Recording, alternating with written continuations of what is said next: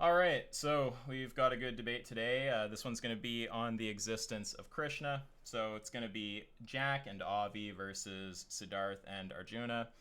So Jack and Avi are taking agnostic, Sidharth and Arjuna are taking pro. And it's going to center around this argument that was given last time when Jack and I talked to Arjuna.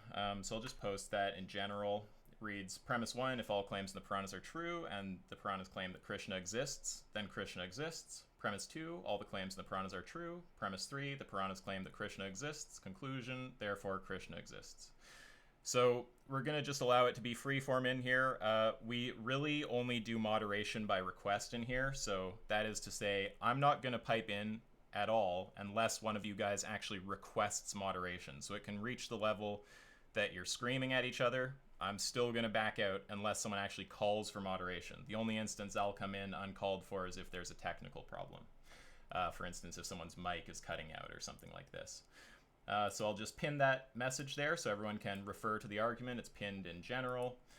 And with that, I will be quiet. And sorry, with that, I'll be quiet and I'll just let you guys progress and talk however you wish.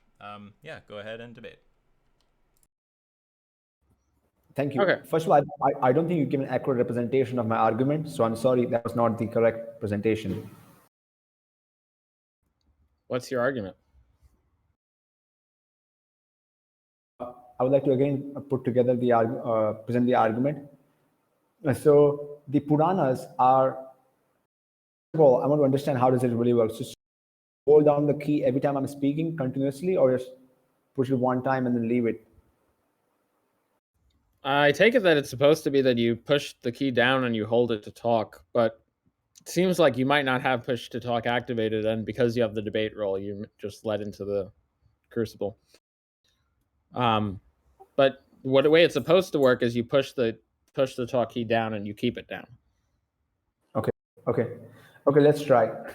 So I really appreciate, first of all, the opportunity, which and the the space which Isaac and Jack have provided here, or Isaac has provided here, to have a conversation with people who are very intelligent and interested in these topics. So thank you for that. And let me reframe my argument. So argument is like this: one, the step one, we state that the Puranas are an authentic source of knowledge. Step two, since Puranas are an ancient textbooks and their claims are very extraordinary. I mean, our claim that they have information about the world which is true is an extraordinary claim. I need to provide an extraordinary evidence to support it. Step three, I present data points from the Puranas where I provide data points in the Puranas which are extraordinary in nature. And if you may allow, I would like to go briefly about those data points also, just to because when you make an extraordinary claim, you need to present extraordinary evidence. It's not that you can make a claim and present any evidence. So suppose tomorrow I were to have a book with me which states that the earth is round and the pigs are brown, and then say, hey, my book says this, so my book must be true. That won't really work. But I suppose I had a book which gave quite precise information about suppose gave the value of pi to like 200 digits. That would be a significant data point. So both type of data points are not the same. So I want to also go briefly over the data points which are being discussed in the Puranas, on the strength of which I'm claiming that the Puranas are an authentic source of knowledge, because it's a very big claim. So what is such evidence? So I discussed 3 data points last time. Let me see if I think it allows me to share my.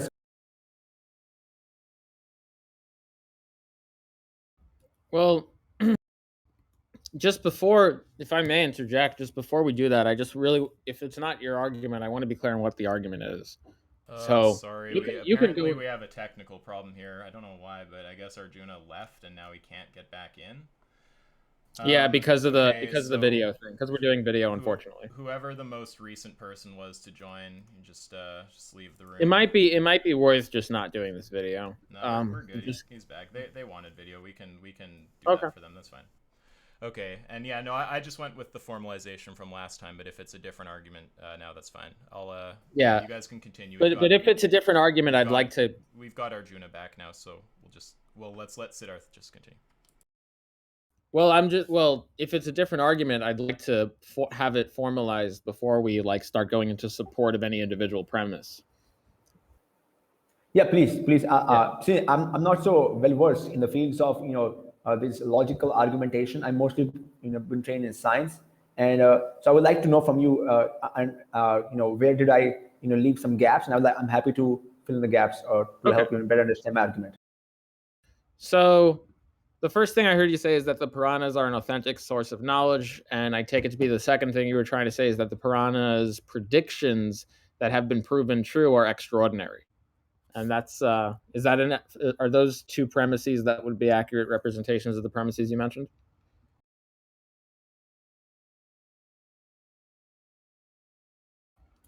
Sidharth?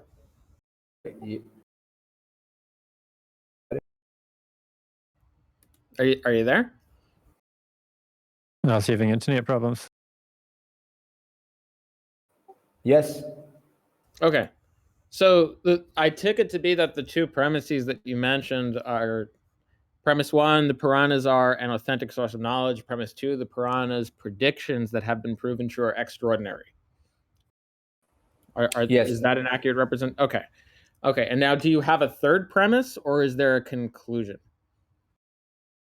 Since the Puranas also state that these activities or these events, the predictions which I'm going to discuss, they are connected with the gods, they must be real personalities too.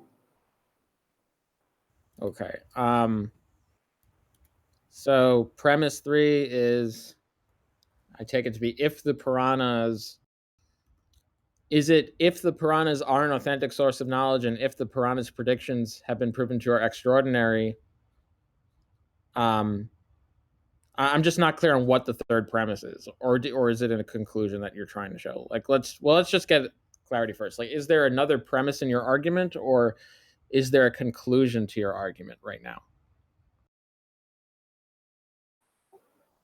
So that's an implication, not necessarily a conclusion from the first. Oh, okay. So it's an implicated premise. Okay. So if the Puranas, or sorry, just you tell me what the implication is. The implication is that the demigods or the gods which are stated in the Puranas are real personalities, and those personalities are said in the Puranas to be the source of those events, and those events are connected with these predictions. Those predictions have been found to be true. So, like, since the first two have been established, the third implication comes that other things which are stated in the Puranas must be true also, and that one of those things is there being gods. Okay, so wait. So premise 1, the Puranas are an authentic source of knowledge. Premise 2, the Puranas' predictions that have been proven true are extraordinary. Premise 3, the demigods in the Puranas are real personalities. And premise 4, is there more to the third premise, or is the rest of a fourth premise? No, that's it. Okay, so premise 1, the Puranas are an authentic source of knowledge. Premise 2, the Puranas' predictions that have been proven true are extraordinary. And premise 3, the demigods in the Puranas are real personalities. All right, is there another premise in this argument, or is there a conclusion? No, since I'm not so much familiar with this language, I'd like to ask you a question here. So usually when I usually suppose try to present an argument in a scholarly paper, first we'll present a theory. Here this is the model, and then after presenting the model, we'll present evidence that why this model, like what are the predictions coming out of this model, and then we will, if the predictions match with the observation, then you will say, okay, this model is accepted. So for example, I'm not sure. Have you read about Einstein's general theory of relativity? Sure. So in Einstein's general theory of relativity, the model includes that the gravity. So I'm not sure. The first thing is the gravity is a function or is a phenomena coming out of space-time distortion. Then based on that model, he made some predictions, and those predictions came out true, in an amazing manner. In 1929, if I'm not really sure if you know, in 1929, Sir Arthur Eddington was able to see very minute but very precise deviation in light coming from a further away star, which was observed during an eclipse. And because it was such an extraordinary prediction, which came out to match with observation, which came out to match with the prediction from the general theory of relativity, the model was accepted. So then, I'm trying to frame my presentation in a similar manner, that in my model, there are the Puranas are stating that there are gods. Puranas are presenting the model. They're presenting like a paper. In that paper, they have some predictions, and those predictions have been found to match with the observations. So then I'm asking people to accept Puranas as an authentic model of our reality. Okay, I'm gonna try to formalize that, and you tell me if I'm misrepresenting your argument or not. Thank you for your patience. Okay. So, if all the predictions to date of the Puranas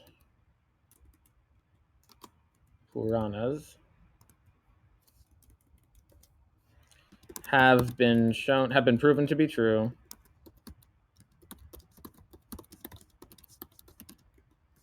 then we have reason to believe the remaining predictions are true. And then premise 2, all of the predictions to date of the Puranas have been proven to be true. Okay. Proven to be true. Conclusion. We have reason to believe the remaining predictions are true. Or we can say, we have reason to believe the remaining predictions are true. And then obviously one of the remaining predictions or statements is that Krishna exists. And then if all of the things in the Puranas are true, then Krishna exists. I think that's pretty good. I like that how you put it. I'll just read it like this. You tell me if I'm missing anything. So I have premise 1. If all the predictions to date of the Puranas have been proven to be true, then we have reason to believe that the remaining predictions are true. Premise 2, all the predictions. Premise 2 is all the predictions to date of the Puranas have been proven to be true. Conclusion, we have reason to believe the remaining predictions are true. Is that an accurate representation, or am I missing something? I think that's pretty good, but I have a follow-up question. As I said earlier, that how would you frame Einstein's general theory of relativity if I were to tell you that his model, first of all, required people to accept that gravity is a transformation of space and time, and then based upon that, he made some predictions regarding the deflection of light coming from faraway stars, and later those predictions were found to match the observations were found to match with the predictions from general theory of relativity. And from that point onwards, since then, people have accepted that gravity is actually a transformation of space and time. So how would you put his model or his theory, general theory of relativity, in similar, setup as you're putting my model? I can do that for you. So I can do that right now. So the way I would say that is, if all the predictions entailed by Einstein's theory of general relativity have been proven to be true, and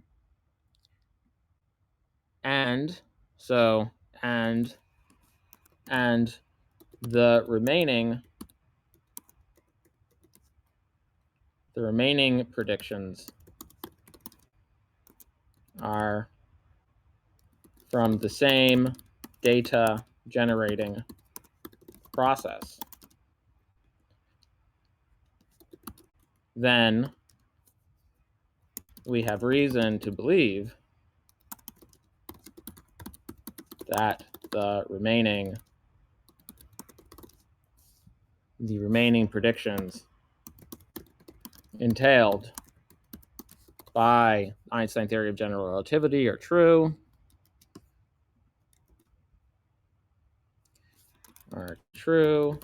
And then premise 2 would be all the predictions held by Einstein theory of general relativity have been proven to be true.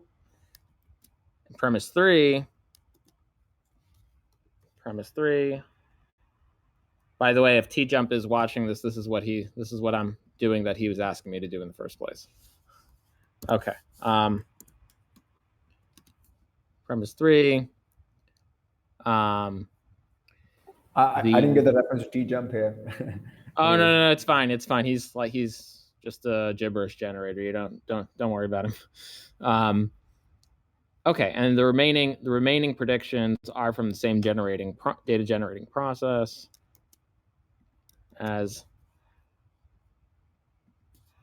the initial predictions.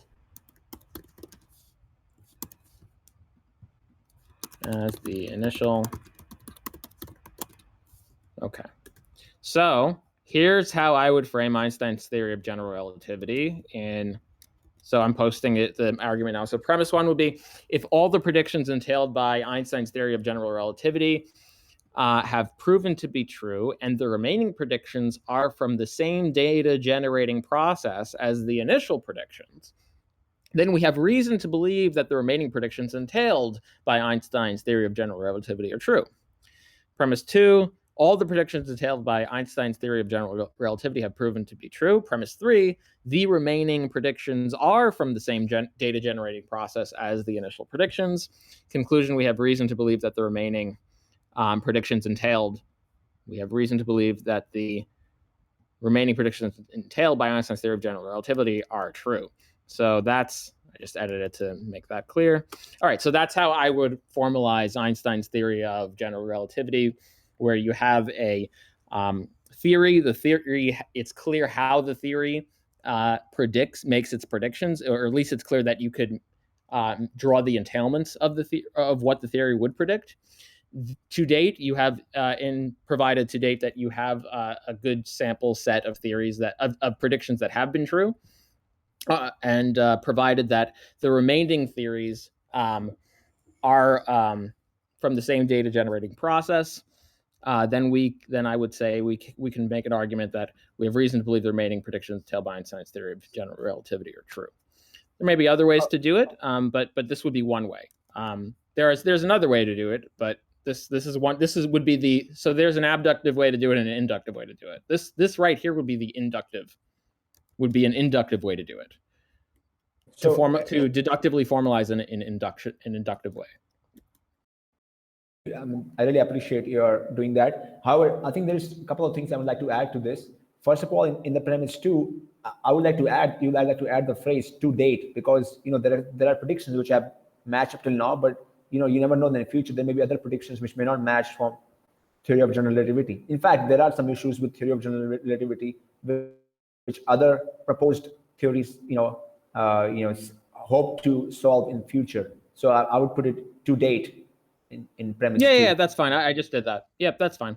Okay, so and then another thing would be that this does not really differentiate it from other theories. So like suppose somebody were to compare it to Newton's theory and for gravity again, and so somehow that we have to also include in part of these premises a feature which brings the point out that how Einstein's theory of relativity's predictions are somehow better are better than the than the predictions which are made by Newton's theory, because it's not that they always match precisely, like 100%. They always have some kind of error margin there. So somehow that we have to include that also. Otherwise, somebody may come up with some other theory. It also depends. Sure. Yeah, this is for simplistic purposes. Yeah, I mean, look, we can always keep tweaking it. But I think you get the general idea here. So what I'm trying to do is let's take so it's clear how we can do this, or at least it seems clear that we can make this type of formalized argument in the case of Einstein's theory of general relativity. Now, what what I want to see is the same type of formalization for the Puranas. So I can help do that. I can try to formalize it for you, but so we started doing that, and you asked me if can I do this in terms of the theory of relativity? I think it's clear at this point that we can do that, and here's the way we're doing that. Now we can tweak it. There may be ways of needing to tweak in any formalization, but have I done this to your satisfaction, or is there or are you not convinced that formalizing Einstein's theory of relativity is an unfair, asking for that would be some sort of unfair move? No. I think you have been doing a good job. So okay. But just before Einstein's formulation, the formulation which you did for my presentation was, I think, was good enough.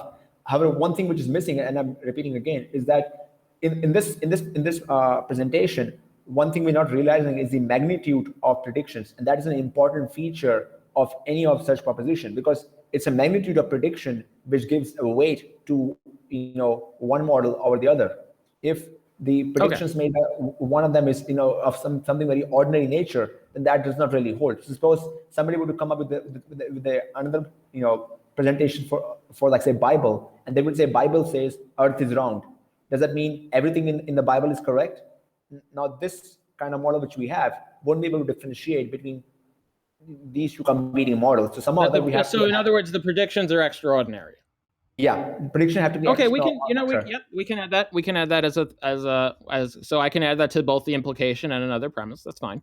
So we can say if all the predictions entailed by Einstein's theory of general relativity to date have been proven to be true, and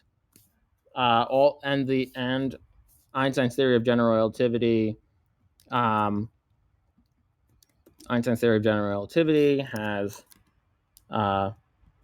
produced extraordinary predictions that have extraordinary true predictions, and the remaining predictions are from the same data generating process as the initial prediction, then we have reason to believe the remaining predictions entailed by Einstein's theory of general relativity are true. Premise 2, all the predictions entailed by Einstein's theory of general relativity to date have been proven to be true. Premise 3, in this case, premise 3 would be Einstein's theory of general relativity has produced extraordinary true predictions. So premise 3 would be that, and then premise 4 would be the remaining predictions are from the same data generating process as the initial predictions. Conclusion, we have reason to believe the remaining predictions by Einstein's theory of general relativity are true. Okay, so that's the argument. So now we can do the same thing with the Puranas, right? So with the Puranas, so we can just switch Einstein's theory of general relativity with the Puranas. So if all the claims entailed by the Puranas to date have been proven to be true, and the Puranas have produced extraordinary true predictions, and the remaining predictions are from the same data generating process as the initial predictions, then we have reason to believe that the remaining predictions entailed by the Puranas are true. Premise 2, all the predictions entailed by the Puranas to date have been proven to be true.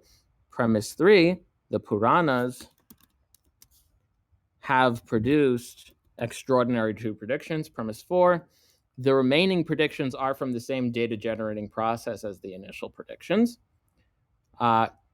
Conclusion, we have reason to believe the remaining predictions entailed by Einstein's theory of by the Puranas are true. The Puranas are true. Okay. Would that be an accurate representation?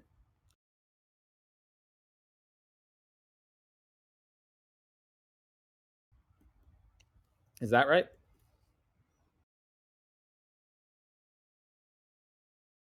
So all I did here was just switch out Einstein's theory of general relativity with the Puranas.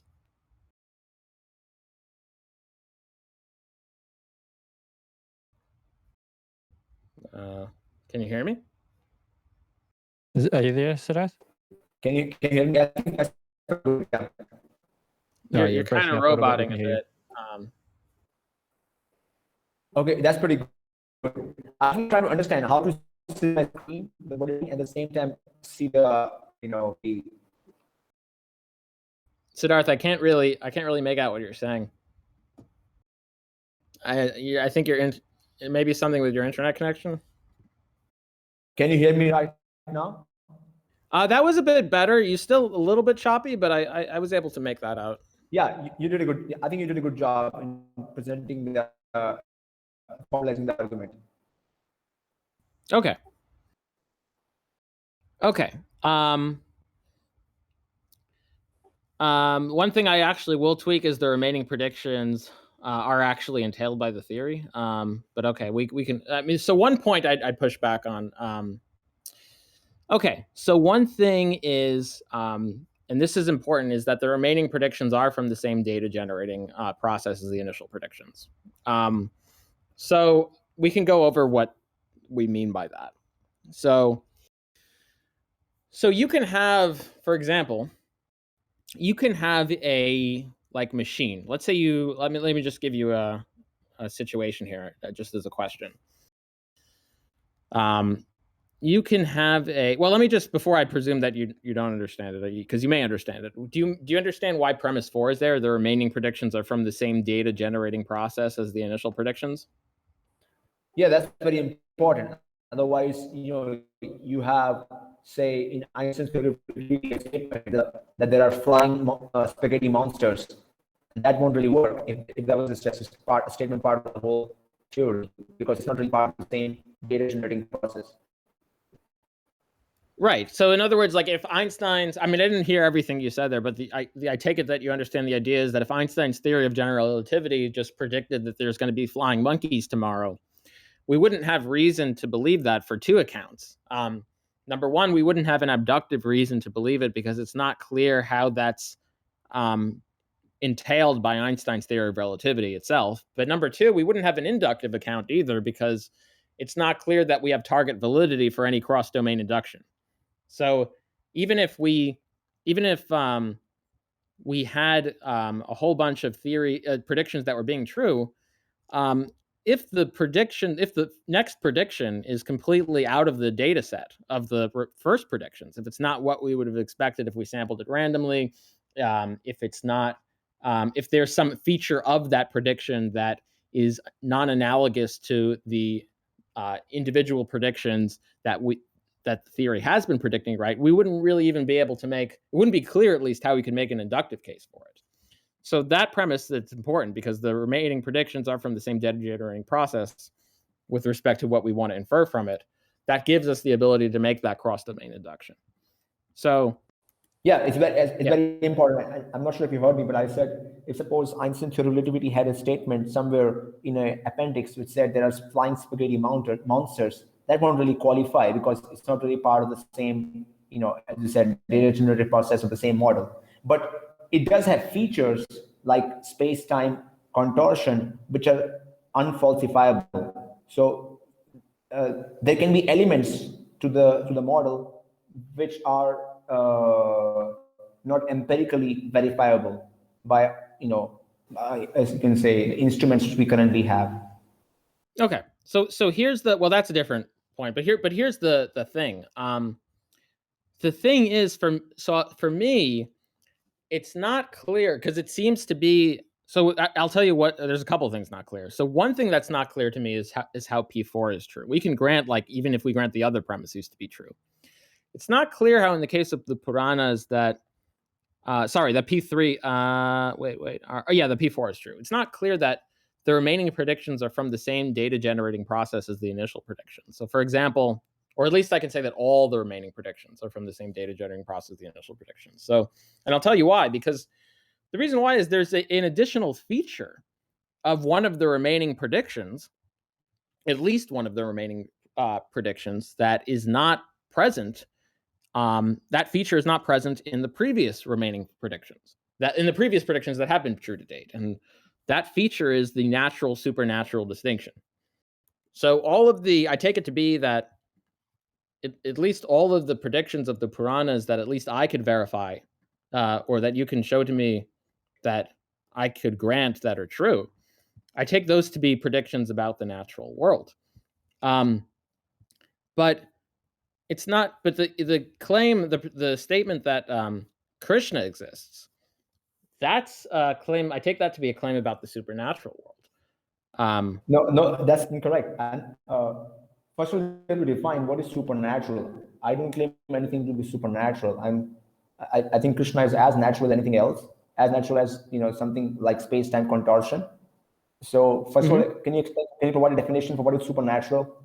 Oh, I just take that to be not of the natural world. And by natural, I just mean the things that are studied by the type of things that are studied by science, the type of things that are studied by the natural sciences. That is to say, without risk of forming a circular definition.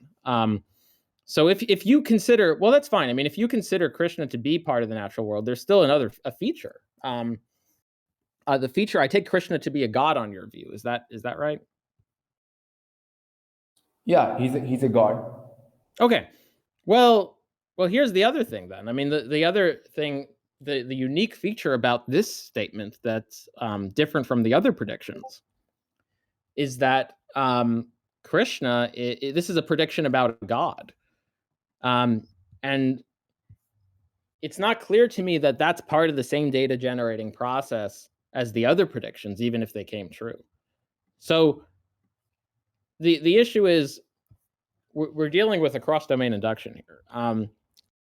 So when we have a theory that's generating predictions, so let's say I'll just give for anyone listening, I'll just make the easy analogy here. So let's say we have this machine, and the machine is predicting what time of day the sun will rise. And day after day, lo and behold, it predicts that the sun will rise every single day. 100 days. And it's dead on. And then the machine on the 101st day says that the winning lottery numbers are going to be 1, 2, 3, 4, 5, 6. Well, do we believe that the winning lottery numbers are actually going to be 1, 2, 3, 4, 5, 6 simply because this machine predicted 100 predictions that were true? And the answer is no. Even if the machine predicted more than that, even if there was like a very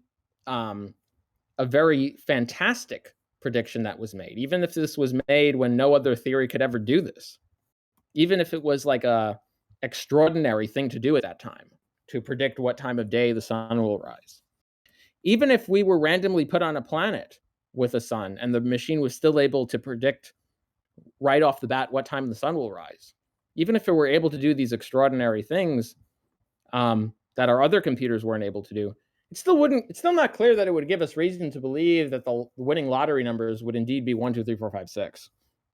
And the reason is because there's just a different feature of the data set that we have from the data set we're trying to make the inductive extrapolation to. And in the case of predictions about non-gods, which are in the Puranas, and even if all the predictions of non-gods are true, I've been shown to be true, and even if they are extraordinary, it's still not clear that we can make the inductive jump to predictions about gods, because it's just not clear that that's part of the same data generating process as the predictions about non-gods.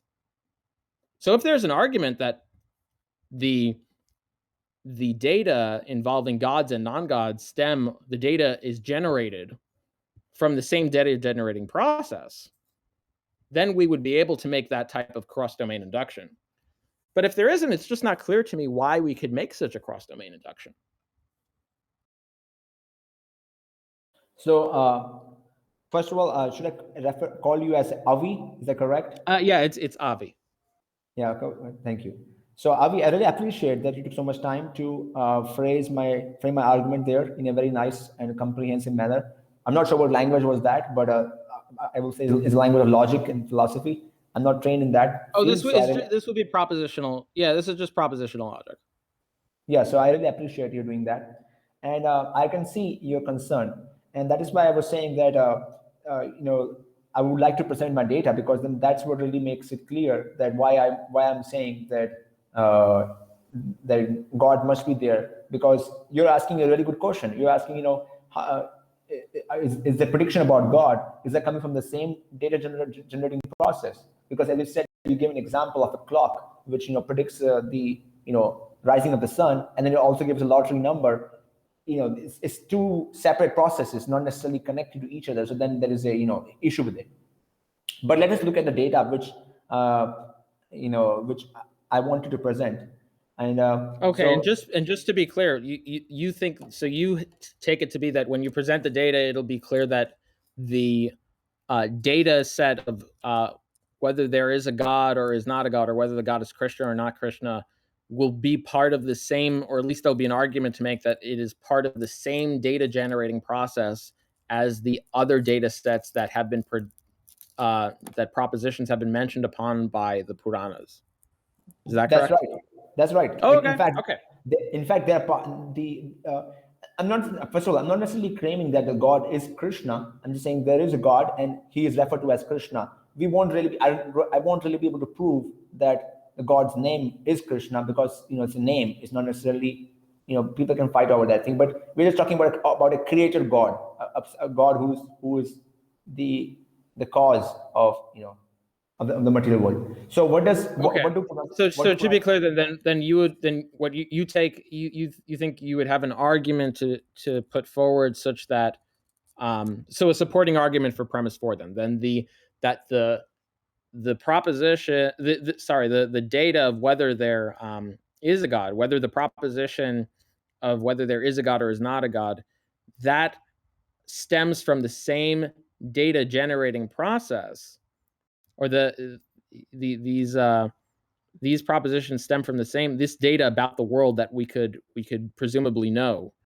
That data stems from the same data generating process as the data that is spoken about by the predictions that have come true to date in the Puranas. That's right.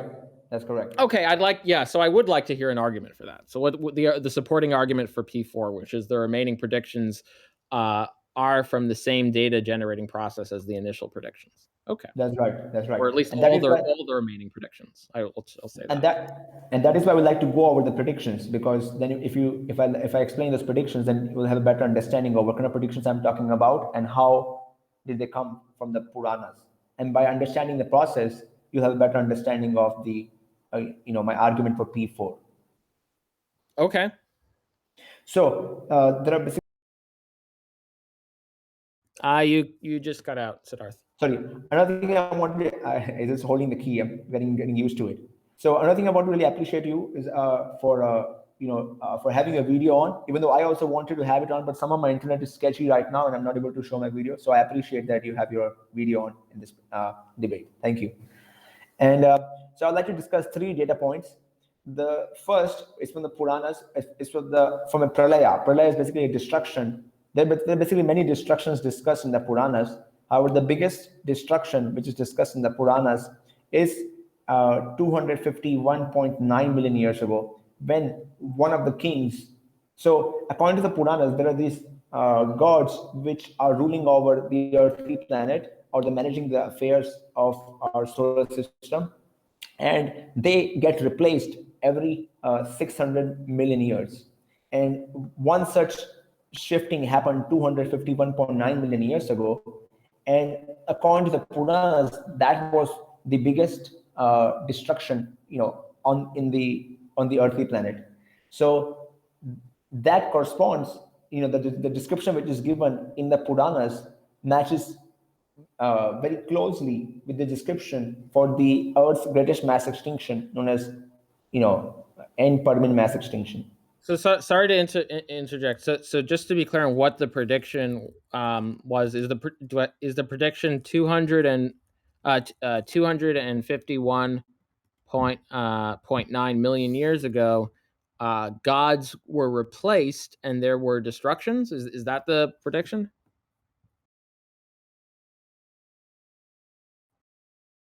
Sidharth? It was a prediction of mass extinction.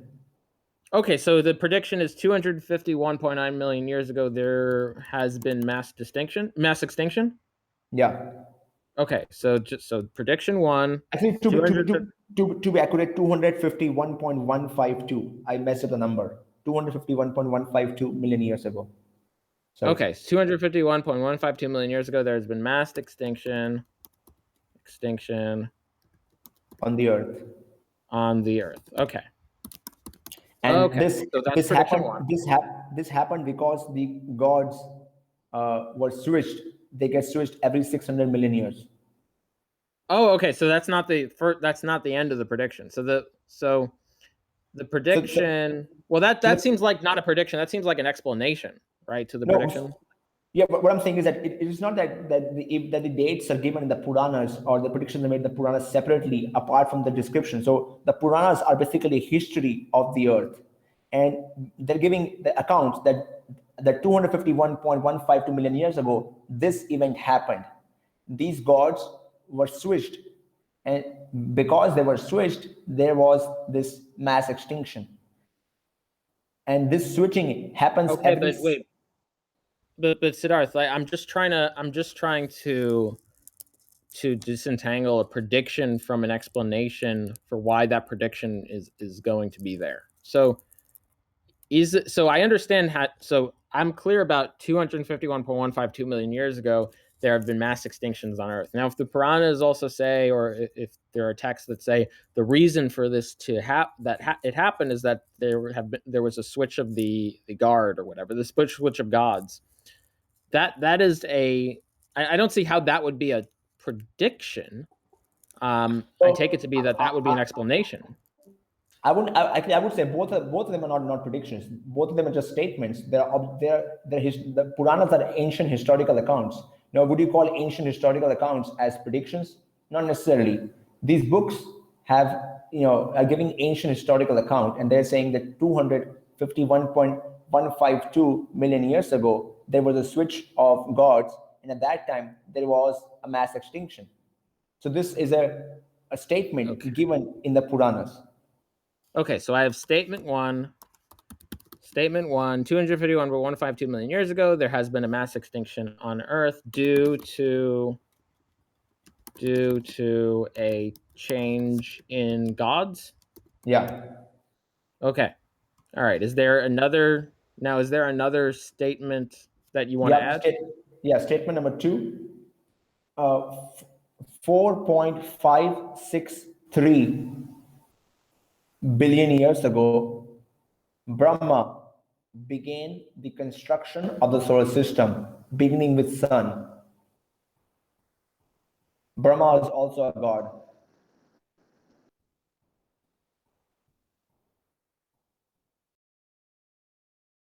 Okay, so statement 2 is 4.563 billion years ago, Brahma began the construction of the solar system, beginning with the sun. Okay. Is there another statement? Yeah, statement number 3. 13.801 billion years ago,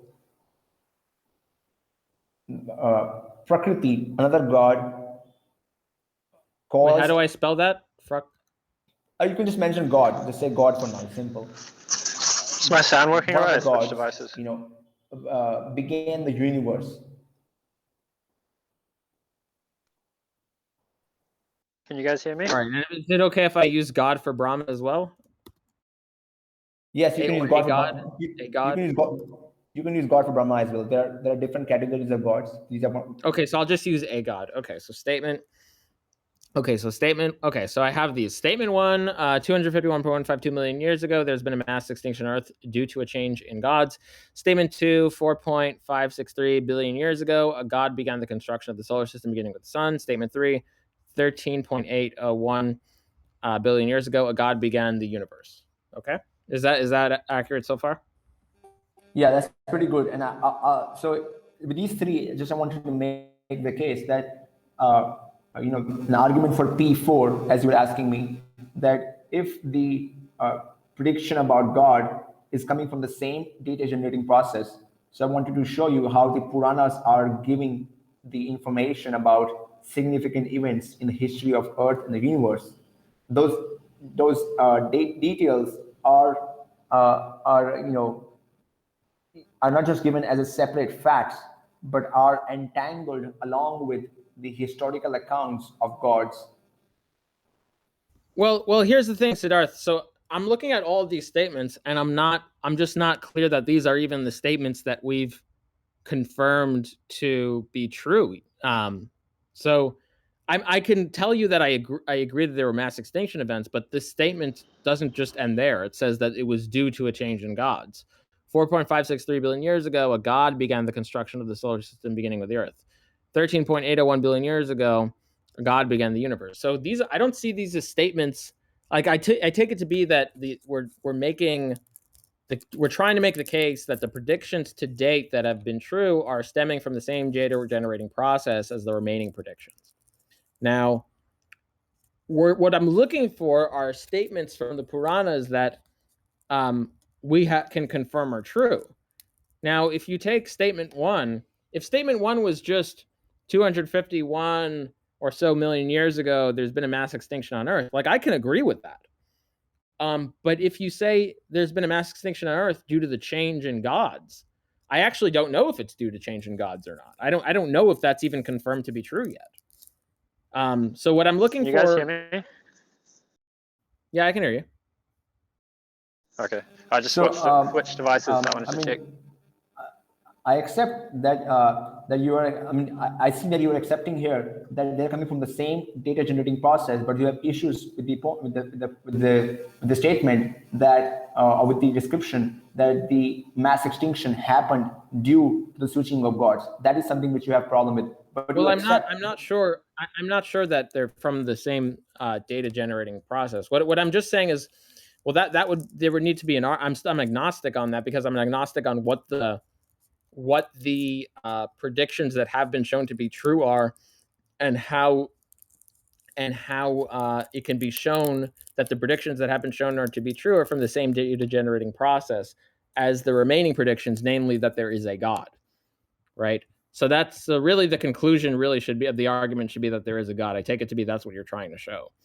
No, I think you're mixing 2 points together. One point is that, as we were discussing, that are these predictions which I'm sharing with you, are those coming from the same data generating process as the prediction or the statement that there are gods? And I just showed you with the explanation that that's the case.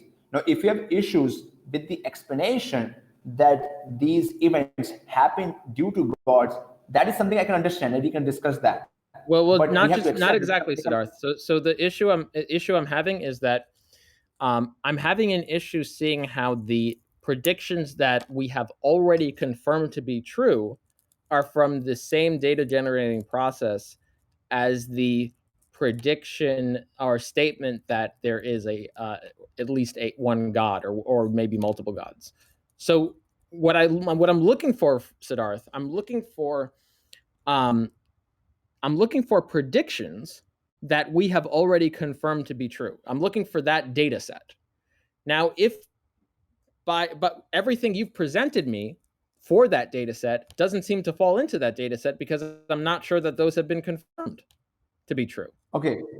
So let's step back, because I'm glad that we did the answers to general relativity earlier, so that I can give an example which you can understand better why I'm presenting it this way. So in the case of Einstein's theory of general relativity, the model begins with the proposition that there are space and time contortions, and that is why we have gravity. Gravity is basically a contortion of space and time. Now, that contortion cannot be seen by our human eyes. Based upon that space and time contortion, we have some predictions which are testable, which are falsifiable, and those predictions are tested in a laboratory. So they are connected with each other. For the first part, for the that gravity being a space-time contortion, that's not something which can be really observed. Similarly, your point here that really we cannot observe gods causing the mass extinction, and therefore these two things are not from the same data generating process is not a very logical statement. That's a misrepresentation. So that's not what I didn't say. They're not from the same data generating process, and I'm not even saying they're not from the same data generating process because we can't observe them. So I'm just saying it's not clear. accept that they're from the I'm same not accepting it either. I'm agnostic. It's not clear to me.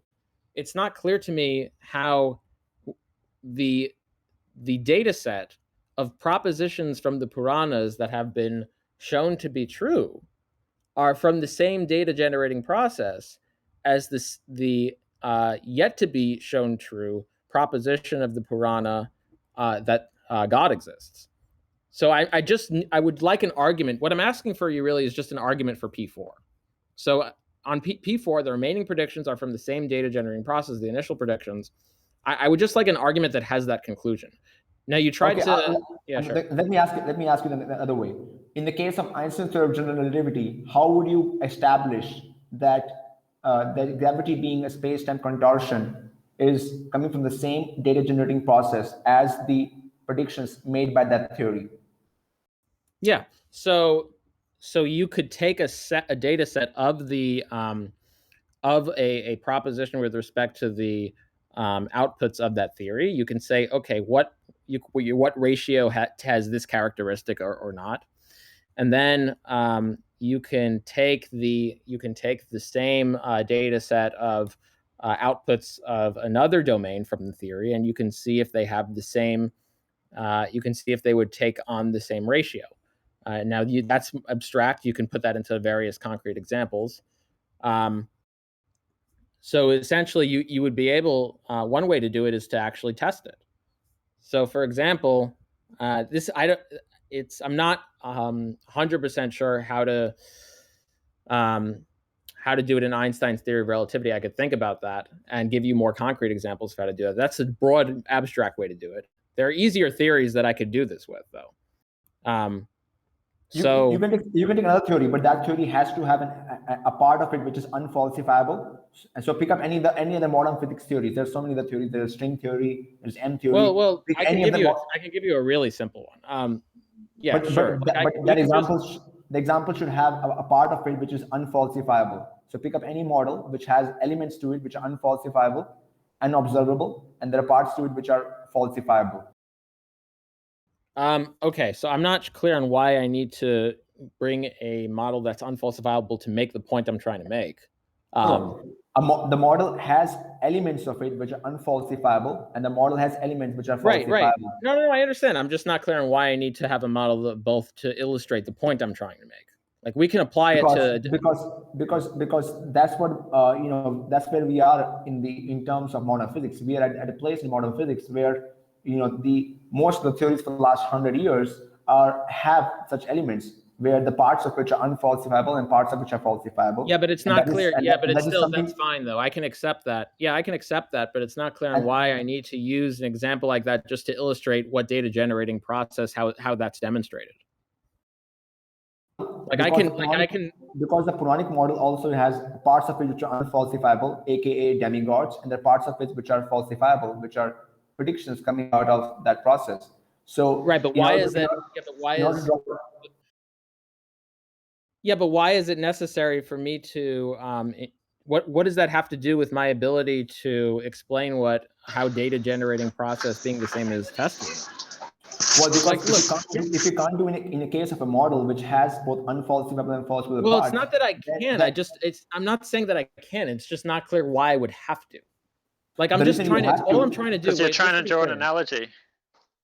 Yeah, all I'm trying to do right now is explain. Look, I'm trying to answer a question.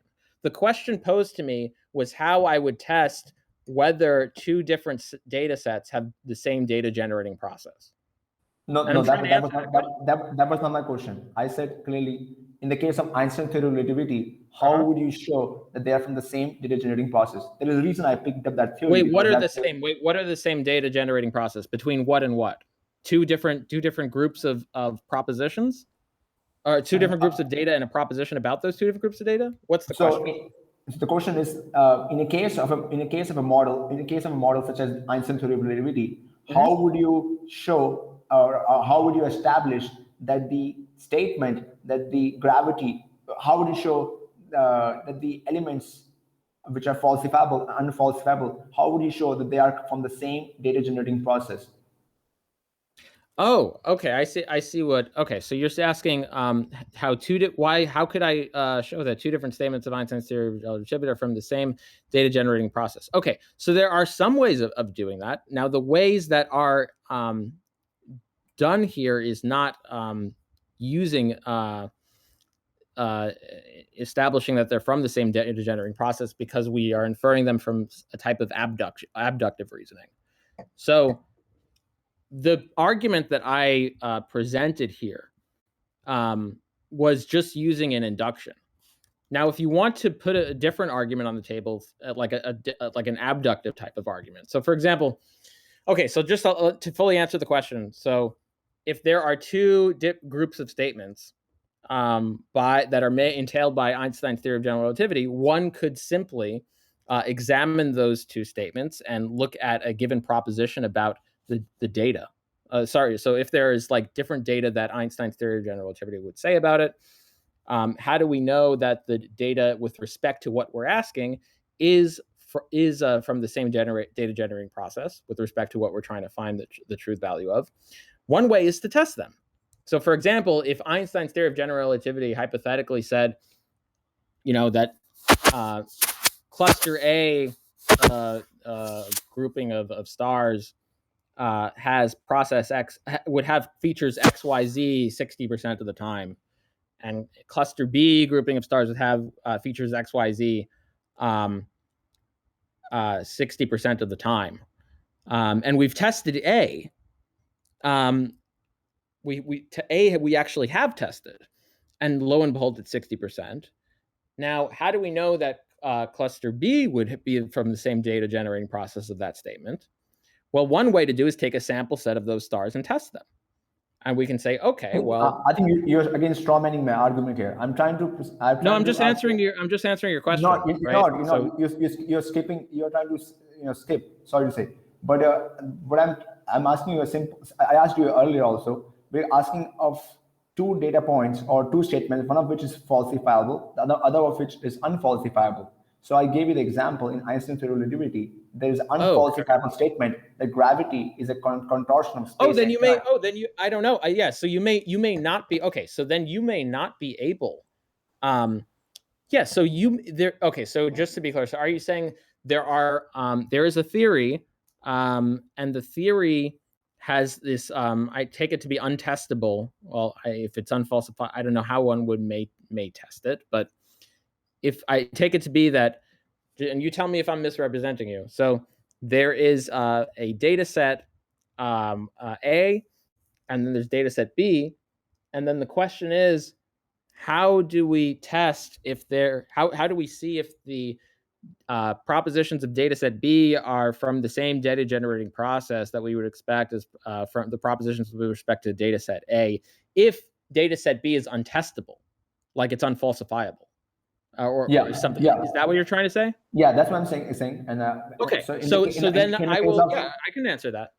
In the case of Einstein theory of relativity, it's a concrete example where data set B is gravity being a contortion of space and time, and there are predictions of data set A, which is basically a deflection of light coming from the sun or the faraway stars due to the gravitational pull of other bodies along the way. Yeah.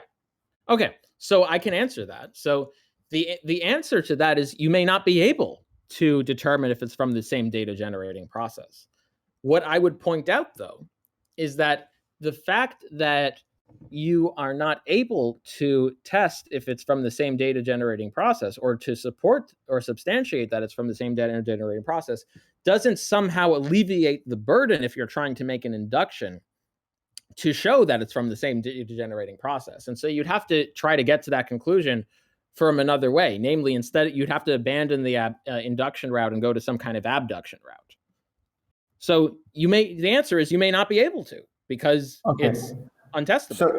But the fact that you're unable to, in terms of induction, doesn't somehow absolve you of the burden of actually showing that it is from the same data generating process in order to show the induction goes through. Now, if you want to say, well, why do we believe that at all then? Well, there are other ways of believing it, such as abductive inferences. But then you'd have to abandon the induction one.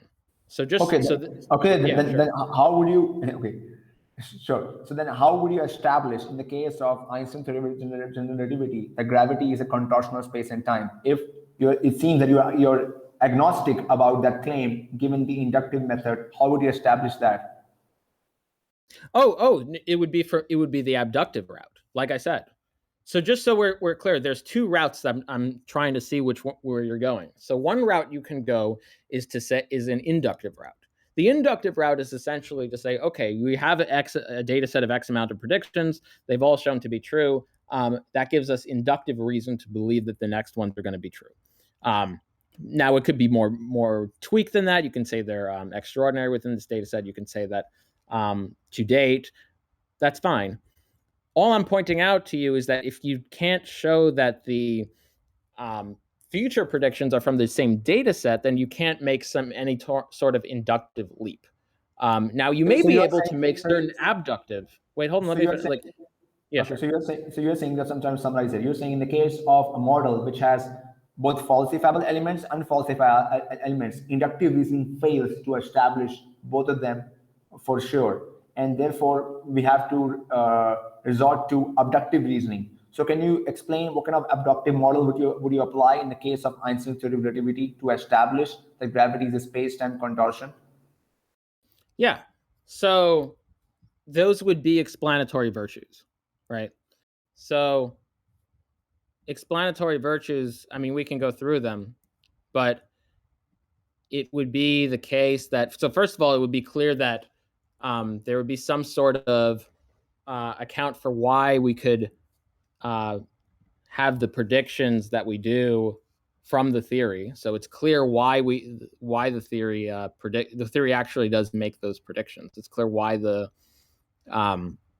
theory generates those predictions. At least some of those are testable. The hypothesis can be tested. Then there's background knowledge. So is the hypothesis consistent with facts, independent of those it is trying to explain? There's past success. Does the hypothesis fit within a tradition that has a track record of explanatory success? There's simplicity. Is the hypothesis readily falsifiable, or at least part of it being falsifiable? Does it rely on few auxiliary hypotheses? So that's another thing to consider. How many auxiliary hypotheses are needed here? Ontological economy. So that would be if the hypothesis relies on well understood ontological entities or processes. If it has sufficient reason to posit novel ontological entities. Informativeness. Does the hypothesis specify some sort of causal mechanism from precise effects that can be deduced? There's other things. But the point is here that we would need. So here's basically what we need. We would need some sort of theory. The theory makes testable predictions. It's clear that from the theory why those testable predictions are made. So it's not an example of spurious unification. And or at least for it to be a virtue of unification, that it unites these different predictions under one umbrella explanation.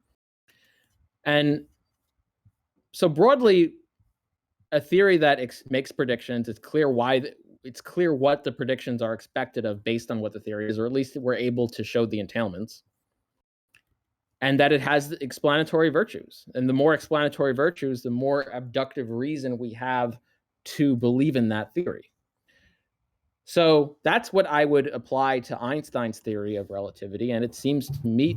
So in case of, I'm not really clear. So in the case of Einstein's relativity, you're saying it should be able to make novel testable predictions, and it should be able to provide reasonable explanatory power explanations. Is that well? Not more than that. More than that, it's also the bare minimum is that we can actually. It's the predictions are derivable from the theory. In other words, so it's not like they're particularist predictions. It's not like we have like. So aren't we back to the same post? No. So there's unification and then there's spurious unification. So when we have a theory that has some explanation of facts, where such that various different facts are derivable from the same. The predictions are derivable from the same theory. That's very different from a theory that has particular predictions that are not. Where it's not clear that they're all the predictions are all derivable from the theory. So, for example, I can give you an example here on the fly. So let me think of one.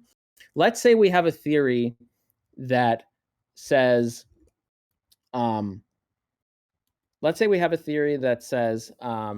force of gravity is going to be g m1 m2 over r squared, right? So that's a prediction. Now that prediction, using that formula, we can derive the time it would take for any object to fall onto any other object. And it's clear why we could derive that prediction.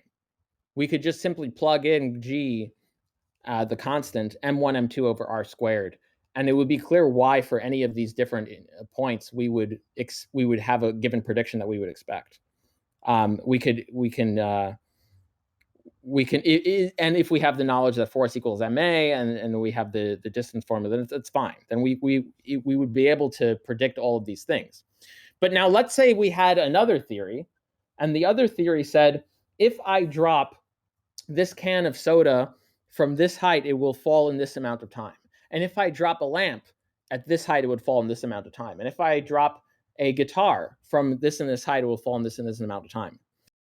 That actually doesn't have the explanatory virtue of unification. It would be a spurious unification, because it's not clear from the theory why we would say any of these things. It's not clear why we would, why it would be entailed that all these predictions would be the case. They're just being listed. And even if they came true, it would still fall afoul to the first theory, which does have true unification, which it's very clear from the theory gm1 m2 over r squared why all of these things would fall the way they fall. So there are certain explanatory virtues of Einstein's theory of relativity, one of which is an aspect of unification. That is to say that the predictions are derivable from the theory. They're derivable from the equations provided in that theory.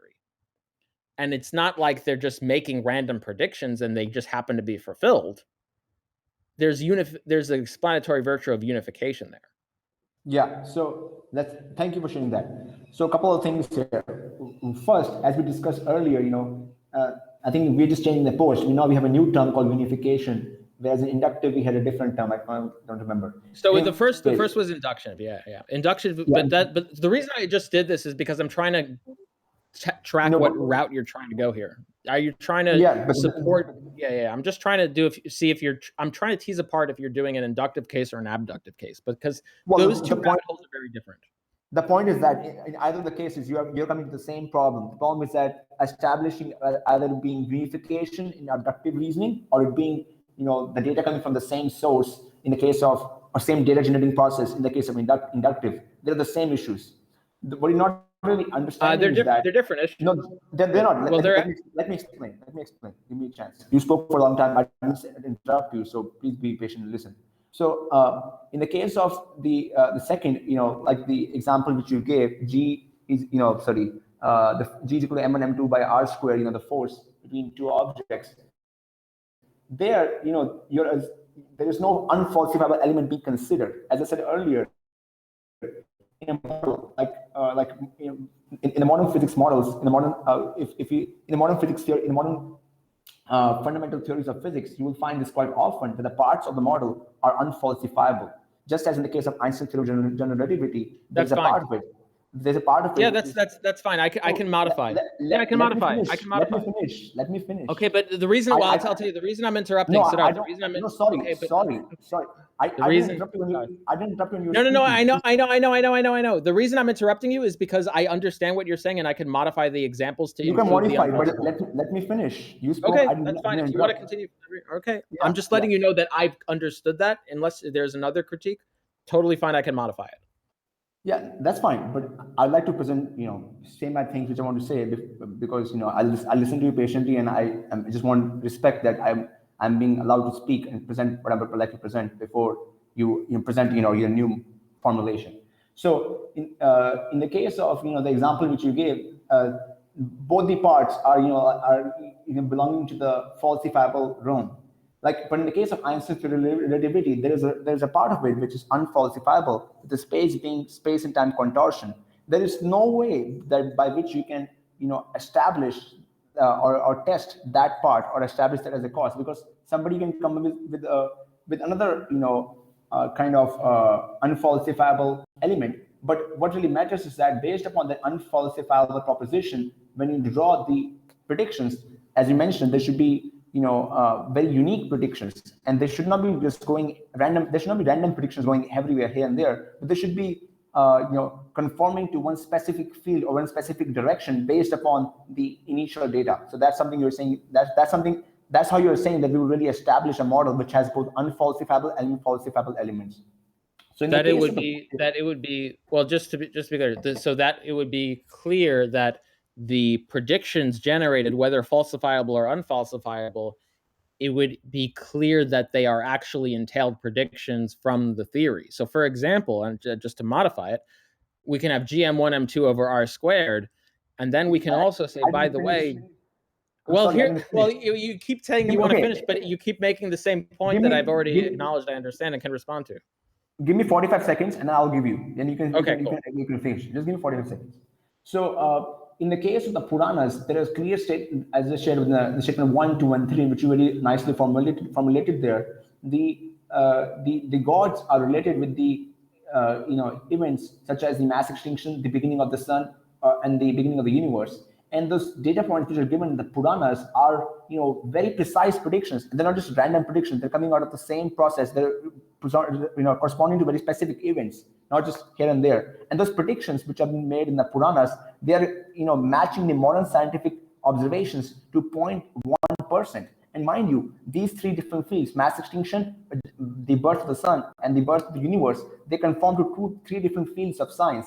And they have been thoroughly tested in the last 20 years. In fact, all these statements which I discussed, the three of them, they're very, very significant scientific propositions. So given the strength of these novel testable predictions which are matched with the observations, there is a case to be made that the Puranic model, or the Puranic model which has the unfalsifiable elements such as the gods, may be given credence, may be accepted, as much as we accept Einstein's theory of relativity, where it says the gravity is a space-time contortion. Okay, so I just want to know what, at this point, I just want to know what the inference is. So I'll go to the because you agreed with, here's the thing, like you agreed, here's where I'm at. When I formalized the argument the first time, you couldn't give an argument for premise 4. Then you said you didn't. Well, what if there? Why do you accept things where you that are unfalsifiable, or some things that are unfalsifiable? I say I do it from an abductive inference, not an inductive inference. So if you want to go to a different argument off of inductive inference to an abductive inference, we can. I would just need to rewrite the inference, whatever that may be. Now, just to perform the modification, just to illustrate the difference between unification and spurious unification. No, I have an objection. Okay, well now you're not letting me finish. Wait, hold on. Okay, so I'm not saying anything. I just say I have an objection, but I'm not saying I'm going to speak something. Okay. All right. Look, so just to explain the difference between unification and spurious unification. I can give you the example of with an unfalsifiable context. So we say GM1 M2 over R squared. Oh, and by the way, also GM1 M2 over R squared, where mass is also like non-physical mass out there. And there's just no way of testing that. Now, it's still the case that with respect to the physical mass, there is unification. So GM1 M2 over R squared, it would still be different in its explanatory power from just a prediction, particularist predictions of just, oh, this wine glass, or oh, this guitar, or oh, this blanket will fall at this and this time. Rather, GM1 M2 over R squared in a context of natural and supernatural, the natural components would still have unification. Now, where I'm at right now is I formalize this argument. Nice, we have wine glasses here. I formalize this argument. We asked for an argument for premise 4. No argument has been given for premise 4, but it was said, well, maybe it might not be possible to give it 4 because it was unfalsifiable, right?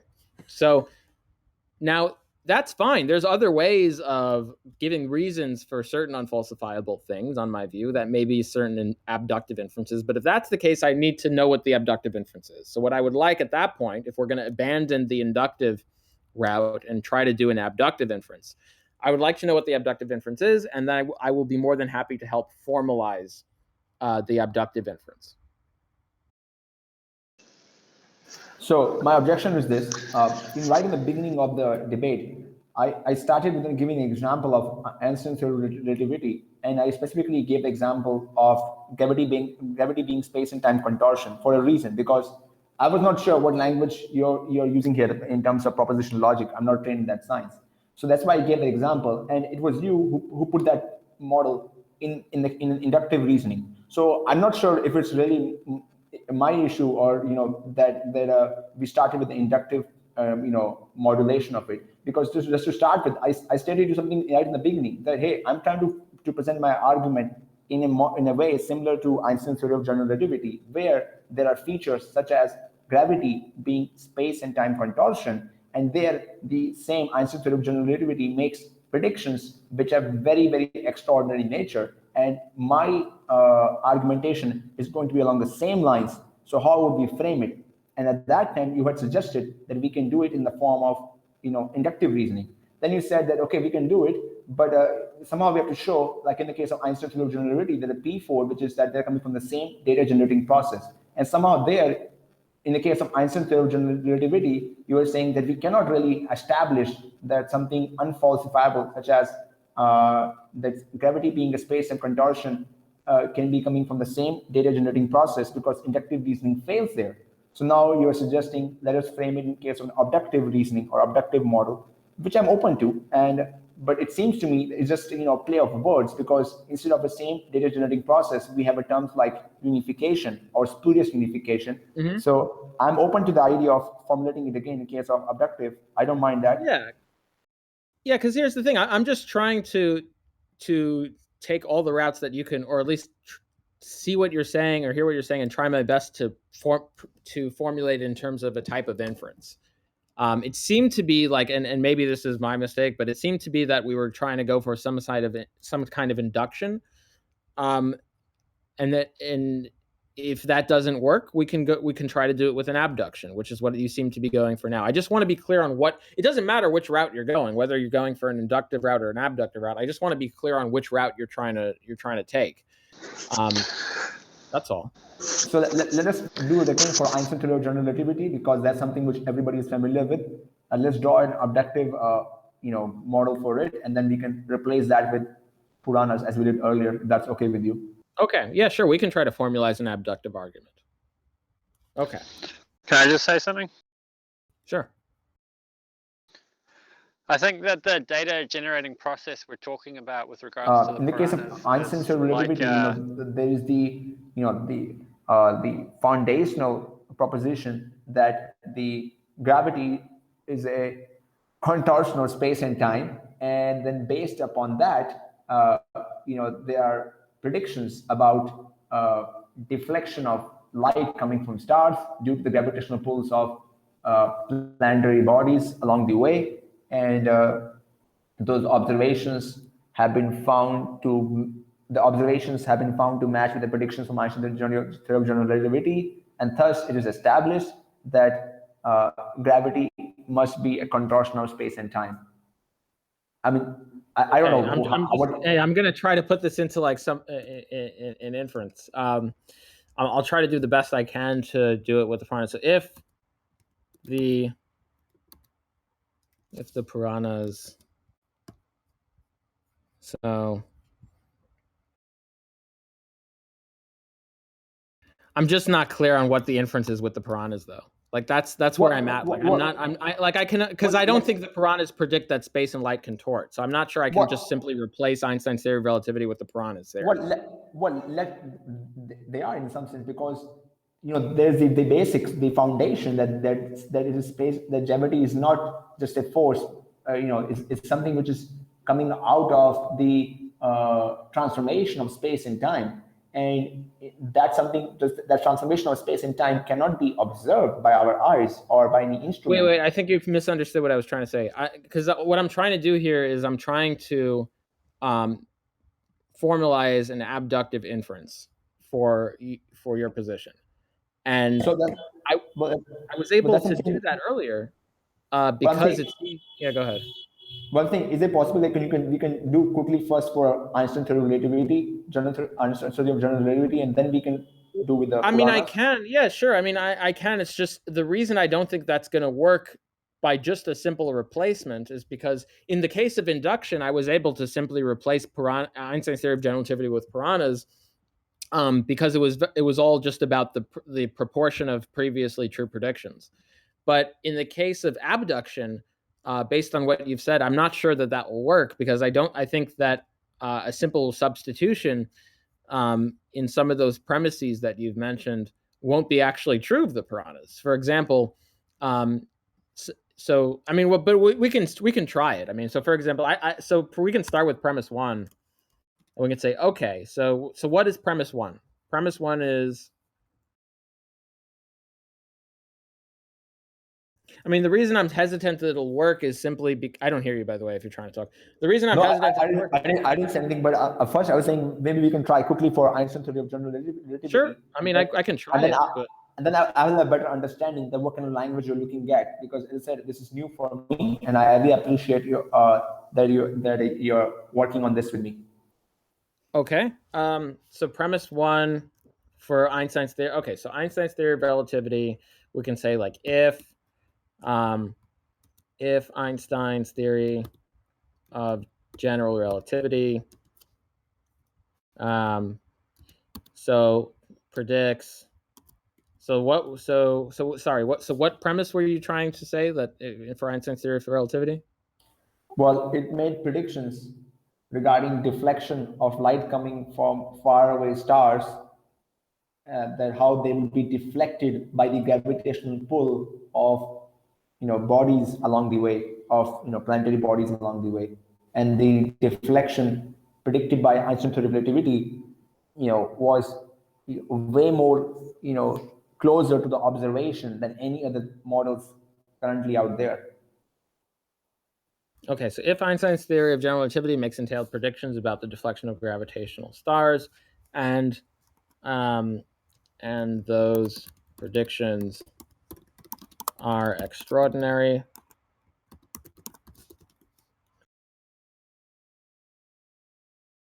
You're muted, Avi, somehow. Oh, sorry about that. Can you hear me now? Okay, so if Einstein's theory of general relativity makes entailed predictions about the deflection of gravitational stars, and those predictions are extraordinary, and the theory also entails that space-time, that gravity is a product of space and time transformations. That gravity is a product of space and time transformations. Then we have reason to believe that gravity is a product of space and time transformations. Space and time transformations. Okay, so then premise 2 would be Einstein's theory of general relativity makes entailed predictions about the deflection of gravitational stars. Premise 3, those predictions are extraordinary, and the theory also entails gravity. Those predictions are extraordinary, and by those we mean the predictions that have been shown to be true, which is that one. And the theory also entails that gravity is a product of space-time transformations.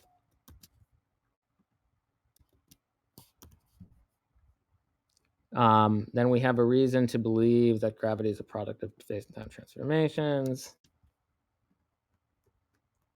Conclusion, okay. Okay, so theory also entails, and I'll also add, like, just to be, so the theory also entails, like in parentheses, through unification, just to be clear that it's not some sort of spurious unification. Through unification, and the prediction also entails, so the reason we believe transformation, okay, and the prediction, the theory also entails through unification. Okay, just making this formal. Okay, so I have something like this right now. So premise 1, if Einstein's theory of general relativity makes entailed predictions about the deflection of gravitational stars, and those predictions are extraordinary, and the theory also entails through unification, just to be clear that it's not a spurious unification, it's not like some other random statement, like it's actually clear how from the theory that's entailed, that gravity is a product of space and time transformations, then we have a reason to believe that gravity is a product of space and time transformations. Premise 2, Einstein's theory of general relativity makes entailed predictions about the deflection of gravitational stars. Premise 3, those predictions are extraordinary. Premise 4, the theory also entails through unification that gravity is a product of space-time transformations. And then conclusion is then we have reason to believe. So we have reason to believe that that gravity is a product of space and time transformations. Is that right? Yeah, that's correct. Okay, now so my question is, how do I do this same thing with the Puranas and the conclusion you're trying to show? Because like with Einstein's theory of relativity, like, okay, I get this. There's explanatory virtues here. There's unification. There's it's making extraordinary predictions. There seem to be things that are in favor of Einstein's theory of relativity over certain other theories.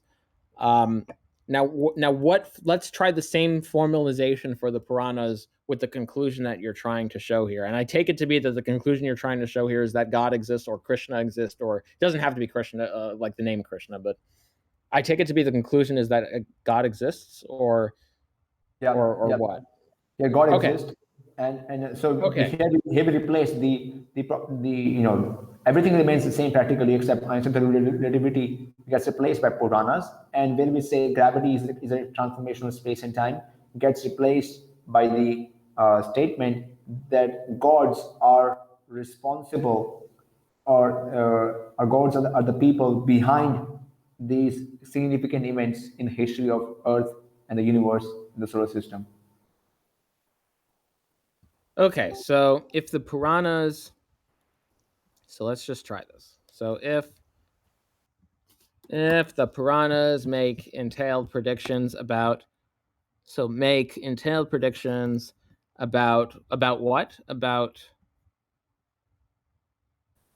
They make predictions about significant. They don't really make a prediction, but they're making statements, or they're giving they're observing. I'm not sure would we call them prediction or not. But anyways, they're making a statement about the significant events in the history of Earth, solar system, and the universe.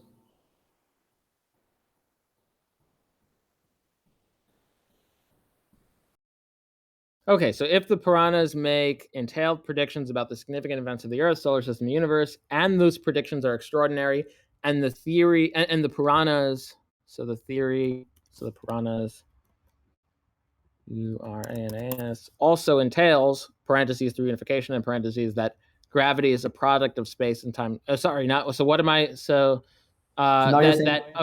God exists. And the theory also entails that God exists. Yeah. God exists. Then we have reason to believe that gravity is that God exists. That God exists. Then we have reason to believe that God exists. Okay, that God exists. Replacing that. Okay, and then premise 2, the Puranas.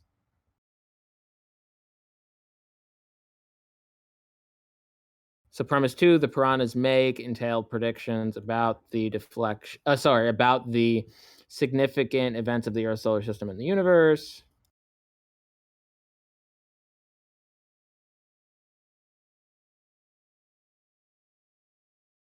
I mean, you can say And those predictions are extraordinary.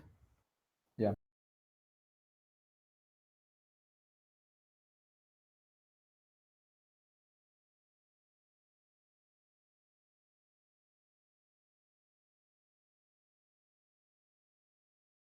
We'll write parenthesis true to date, true to date. Okay, the Puranas make a tale true to date. True to date. Predictions about the significance of the Earth, solar system, and universe. Those predictions are extraordinary. And the Puranas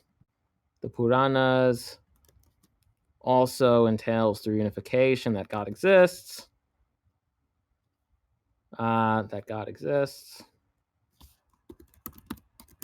Conclusion, God exists. Okay, so conclusion, God. Okay, so tell me if this is right. I'm hosting this in general every time I formulate. This is correct. Yeah. This is I'm satisfied with it. Okay, so just so we're clear on what the inference is. Premise 1, if the Puranas make entailed, true to date, predictions about the significant events of the Earth, solar system, and universe, and the predictions are extraordinary, and the Puranas also entails through unification that God exists, then we have a reason to believe that God exists. Or at least I'll say we have a reason to believe that God exists. We have a reason to believe that God exists. Okay. So premise 2, the Puranas make entailed true to date predictions about the significant events of the Earth, solar system, and universe. Premise 4, the Puranas also entails through unification that God exists. Then conclusion, we have a reason to believe that God exists. Is that correct? Yeah, that's correct. Okay. So I think at this point, if we were to grant premise 1, if we were to grant premise 2, and if we were to grant premise 3, then I guess the issue I would push back on, and I'm not sure if, first of all, I have been doing a lot of talking. I think Jack hasn't been speaking and Arjun hasn't been speaking. It's just been me and Sidharth here, so I feel kind of bad. But I think I take it to be that one thing I would push back on is, without getting into premise, even if I were to grant for the sake of argument premise 2, I would push back on premise 4. That is, say the Puranas entails through unification that God exists. So one thing I would contest is I'm not sure if it's through unification or spurious unification. I'm not sure if Jack has the same view here. Yeah, I'm trying to get P4, how do you establish unification between the falsifiable and unfalsifiable elements of a theory? Oh yeah, so one way you could do that is with equations. So it could be the case that the equations of a theory simply entail that certain things can happen, and you simply wouldn't be able to test those things. So that would be the case in Einstein's theory of relativity.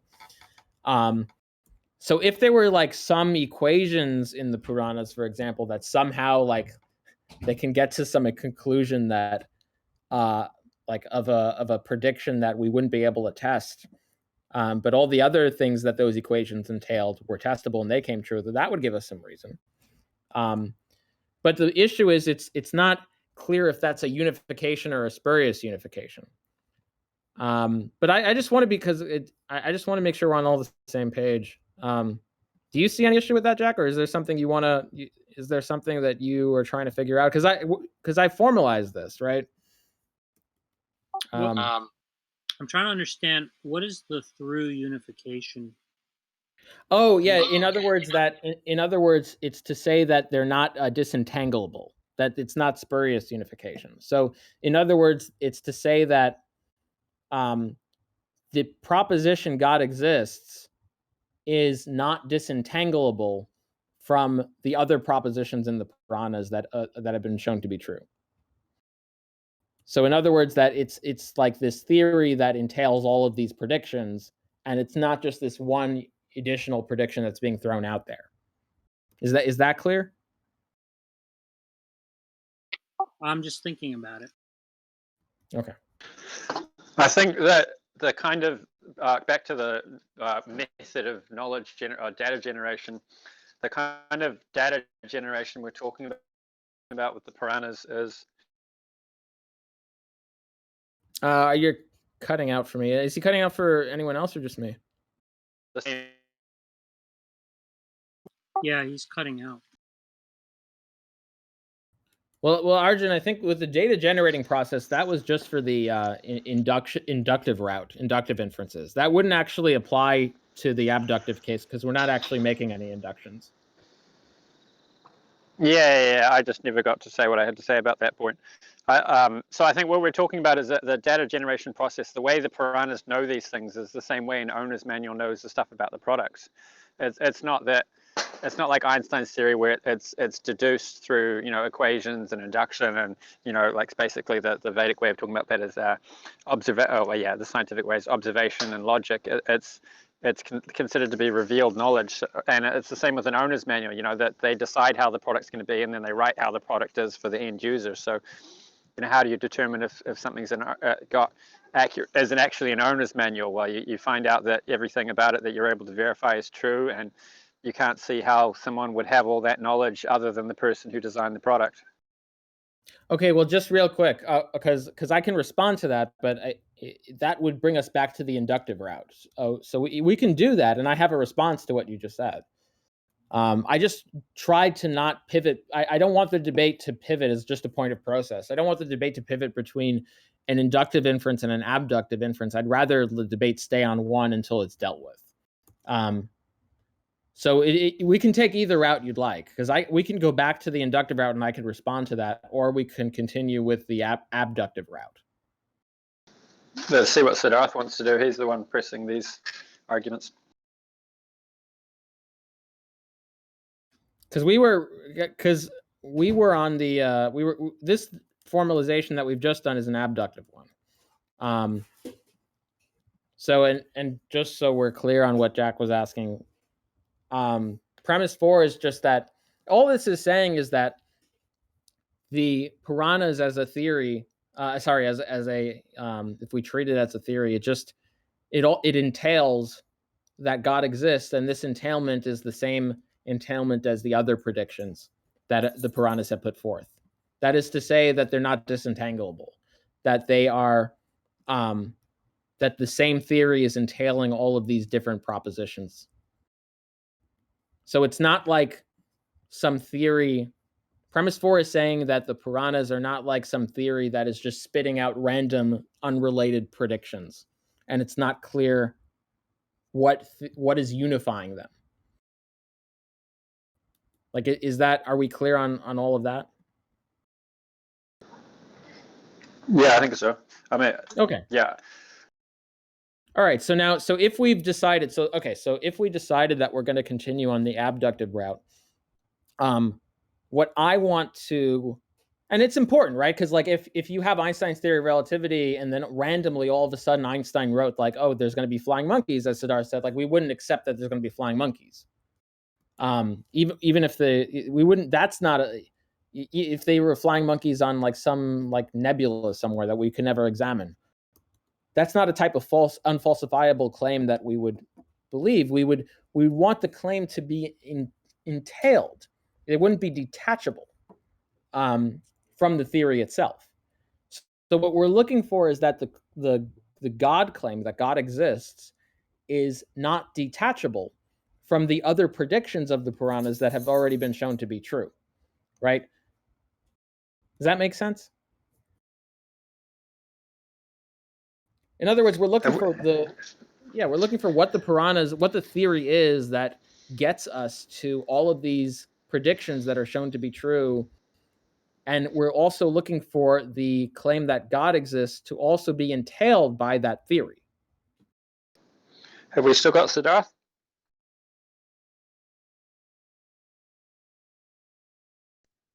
Maybe we've lost him.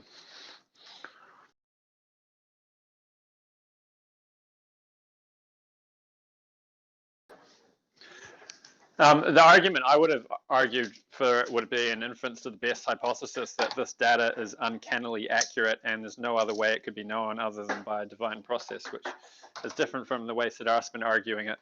And are you saying that, wait, but when you say best hypothesis, that sounds like abduction, which is the way he's been arguing it. Are you going to go back? Do we want to go back to induction and try to do it that way, and for you to try to make the case that it's from the same data generating process? I mean, I think there's a stronger case to be made for inference to the best hypothesis, and that also requires that if you're going to reject it, you need an alternative explanation. Oh, well, I'm not sure if that's clear to me. So I mean, there's two. So first of all, it's not clear to me that if you, reject a theory or reject a hypothesis that you need to have another one. That's not clear to me. It's also, I mean, if you're looking at the best hypothesis, then you need to have a better hypothesis. Something's got to be the best hypothesis at any given time. Well, no, you could accept. No, you could. I mean, here's the thing: like, you could accept that there's a hypothesis that's the best hypothesis, but still are not sure if that's any good at all. Like, we could throw out any old hypothesis. Like, if there's a given phenomena, and I'm just completely unsure of what explains it, someone can posit that there's like some sort of tooth fairy around that's doing the phenomena, and I may not know why it is, but even if that's the only hypothesis on the table, it's by de facto the best one. It's still not clear that that's a good one. Yeah, so you could say that none of the hypotheses are any good. That's fine. Yeah. So I'm not sure about that. And then the other, and it's also not clear that we do not have another hypothesis, because like there's two hypotheses on the table that seem to be there. Like, one hypothesis is that all of the all of the propositions in the Puranas, including that God exists, is true. And then the other proposition, the other hypothesis is that some, but not all, of the propositions in the Puranas are true. So those seem like two competing hypotheses. They're actually mutually exclusive. And it's just not clear to me why I would favor one more than the other. So my pushback is on two things. Like, number one, even if I don't have a competing hypothesis, it doesn't really follow that hypothesis that I do have is any good. And two, it seems like there are two hypotheses on the table. Well, the hypothesis we're talking about is how did that data come to be known? So just to say it's true, but the other stuff's false, doesn't give an explanation of how that data came to be known. Oh, I see. Well, that's a yeah. Okay. So so I could just, but the thing is, but then I would just go to the first thing I said. The fact that I may not have an explanation, it's not clear to me why that gives me reason to believe that the explanation that is there is a good one. So like, someone can say like, okay, well, there's these predictions that were true. How was they known? And someone can say, well, okay, so some tooth fairy knew them and put them there. Like, and that may be the only hypothesis, the only explanation on the table. It's just not clear to me why that would be any good. So I just want to try to, like, if you're taking the conversation over from Sidharth, I'd want to do the same thing. I'd want to like have an inference, because I take it to be the proposition you're trying to show to be the case is that God exists, or we have reason to believe God exists. And I just want to know the inference for that.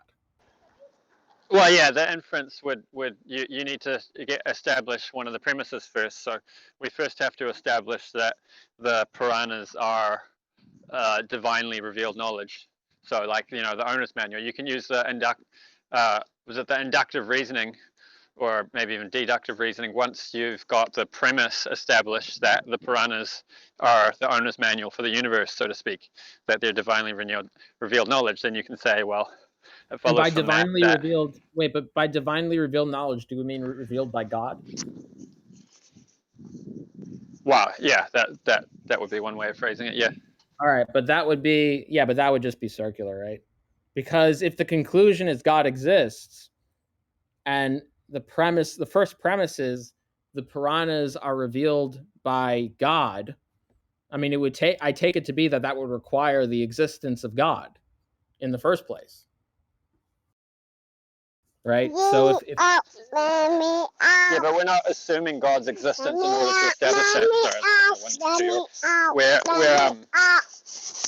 We're giving God's existence and having given that knowledge. You know, you could bake that into one premise if you want, but that's a conclusion of, or an explanation for the data, which couldn't be known by any other method. Like you mentioned the fairy tale thing, like, I mean, the tooth fairy thing. So, I mean, if there were, you know, say, people who remembered their past lives and had emotions that fit their past lives, knew things that only people who'd lived like that life before knew, had scars that matched a mode of death from the past life, and so on, then it would be reasonable evidence that the soul existed, even if your a priori, you know, your prior probability that you'd assigned to soul existing was different.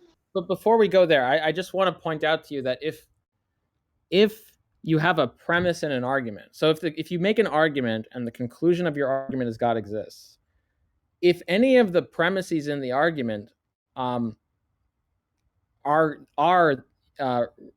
either God exists, or in order for the premise to be true, it's required that God exists, it's a circular argument, because, like, if I say premise one, the Puranas are divinely revealed knowledge, meaning revealed by God, and then I have some conclusion, which is God exists, premise one is presupposing the conclusion, right? So if I have premise one, the Puranas are divinely revealed knowledge, meaning revealed by God, and then I conclude, I can add other premises, but I conclude that God exists. It seems it's clearly the case that the conclusion is already there in premise one. Yeah, so my point about the past life memories was, you know, with regard to, you know, if you don't think an explanation is a good explanation, but you that's know, when a the evidence topic. is strong enough. Sorry, guys. That's a different topic. I'm gonna just pipe in for a second because we've got a moderation request from Sidharth. So Sidharth is saying he has to leave soon, so he's hoping to be able to finish up the abductive portion. Oh yeah. Let him go. I just jumped in because we couldn't. It seemed like he'd lost his connection or something. Yeah, of course, and it's of course up to you if you want to allow him to do that or not. It's for everyone to decide. But if everyone's fine with that, then yeah, we'll just grant that request. Yeah, that's cool. Yep. I'm sure you and Avi can pick up after if you want, Arjuna. You there? Just to be clear on so are we putting the debate on pause and gonna reschedule later time? What are we doing? What Sidharth is saying is he's gonna have to head out soon, so he wants to finish the abductive part with you before. Oh, I see. Then Arjuna can talk after. Yeah. Okay, Sidharth, are you there? Okay. I'm here. Can you hear me? Loud and clear. Okay, I can hear him. All right, so what I'm back on is with Sidharth. I'm back on this formalization with premise 4, the Puranas also entails the unification that God exists. So that is to say that there is some theory that makes all these propositions, or makes these predictive propositions, and they're indetachable from the proposition that God exists. That is to say, if the theory is true, it's entailed that these predictions are there, and it's also entailed that God exists. Yeah. Now, I want is an argument. They have to be inextricably entangled with each other. Both the things. Yeah. That we can. They're not detachable from each other. So that's why we have to better understand how those data points are given in the Puranas. And I would try to we'll try to continue for next maybe 5 minutes, and then if we can't finish by next 5 minutes, then we can pick it up some another day, because I have some other engagements planned for today. I really appreciate. Sure. First so of all, just to be clear, we may finish up soon, but I appreciate your time and this discussion. So in the Puranas, just to be clear about what I want, though, so just because what I want is an argument for premise 4, right? So what I want is that I want the argument with the conclusion of the argument to be that the Puranas also entails through unification that God exists. Yeah, I understand. So let's take the example of the birth of the sun. So according to the Puranas, Brahma, who is one of the gods, he lives for billions of years. Each of his day is 8.64, roughly 8.64 billion years, and then it is followed by a night. So at the end of his night, he constructs the solar system he's in charge of, and his last night ended 4.563 billion years ago. So here we see that, and then he usually, not usually, but it's said in the Puranas that at the end of his day, the solar system is wound up. So the solar system is finished. In that case, like, the sun is just, the sun destroys the solar system by becoming a red giant. So this establishes a couple of things. That the Brahma, established a couple of things. One of them being that the sun's lifetime, at least in our solar system, is going to be around 9.5 billion years. Adding up some years here and there, and which is actually the lifetime for our sun.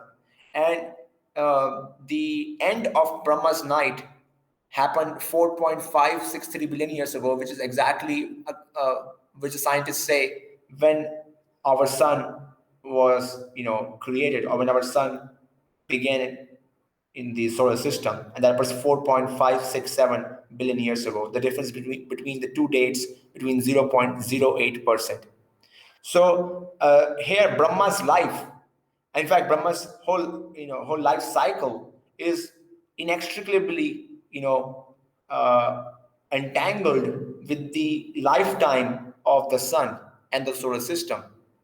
It's not that the birth of the sun is a separate fact stated in the Puranas, but it is part of the whole historical account, which is repeated numerous times in the Puranas.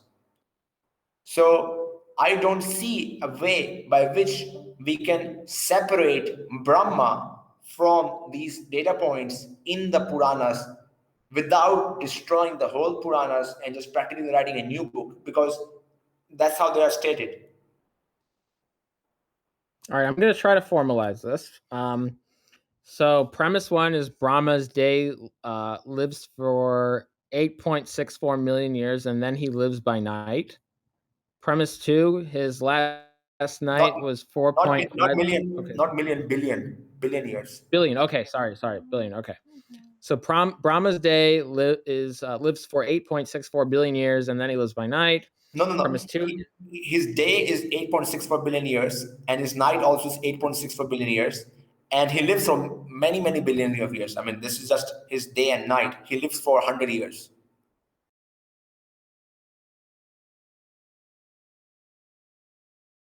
You're muted, Avi. You're muted. I can't hear you.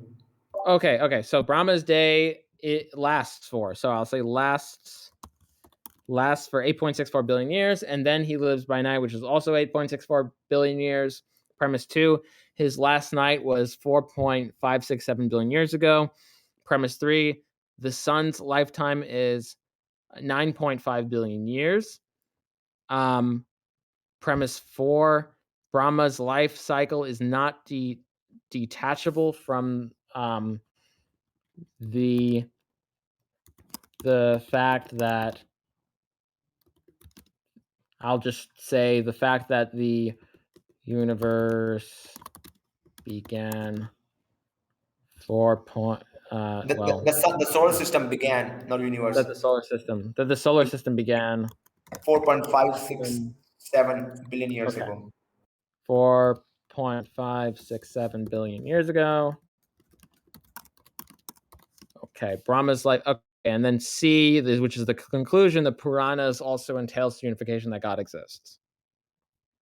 Well, Brahma exists. This is not about, Yeah, Brahma, one of the gods exists. There are many gods. That gods exist. Okay, so I this is not a formally valid argument. I'm going to try to formalize it. I'll try my best. So I can try to say, like, if Brahma's day lasts for, okay, let's see. So I can say if Brahma's day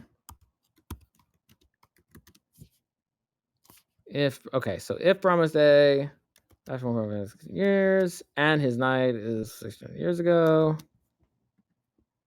and the sun's lifetime is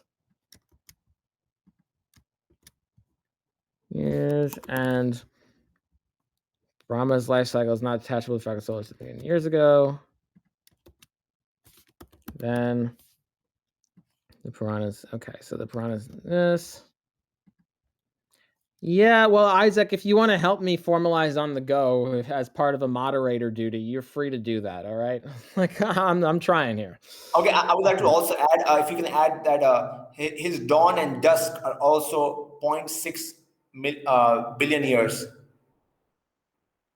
to the first one. So his dawn and dusk are also 6 billion years. 0.6. Oh, 0.6 billion. 0.6. Okay.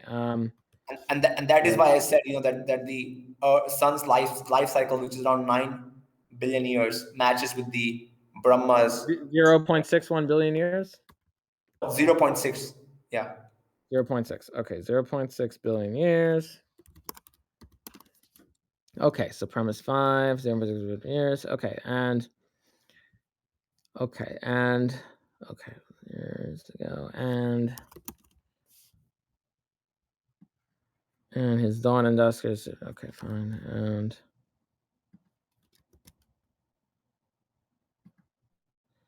okay, so something like this.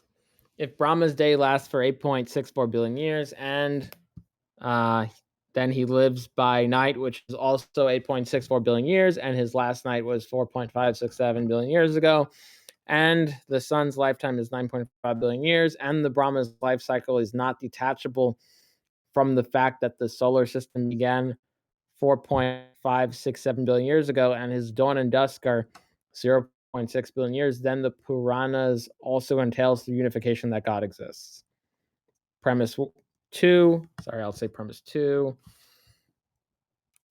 Premise 2 is just the first part. Premise 3 is just the second statement. Premise 4 is the third statement. Premise 5 is the fourth statement. Premise 6 is the fifth statement, and then we just have the conclusion.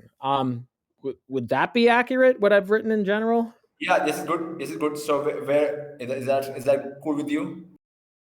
I mean, I'm just trying to take what your argument is and try to formalize it before I because I like to be clear on what people are saying before I try to like push back.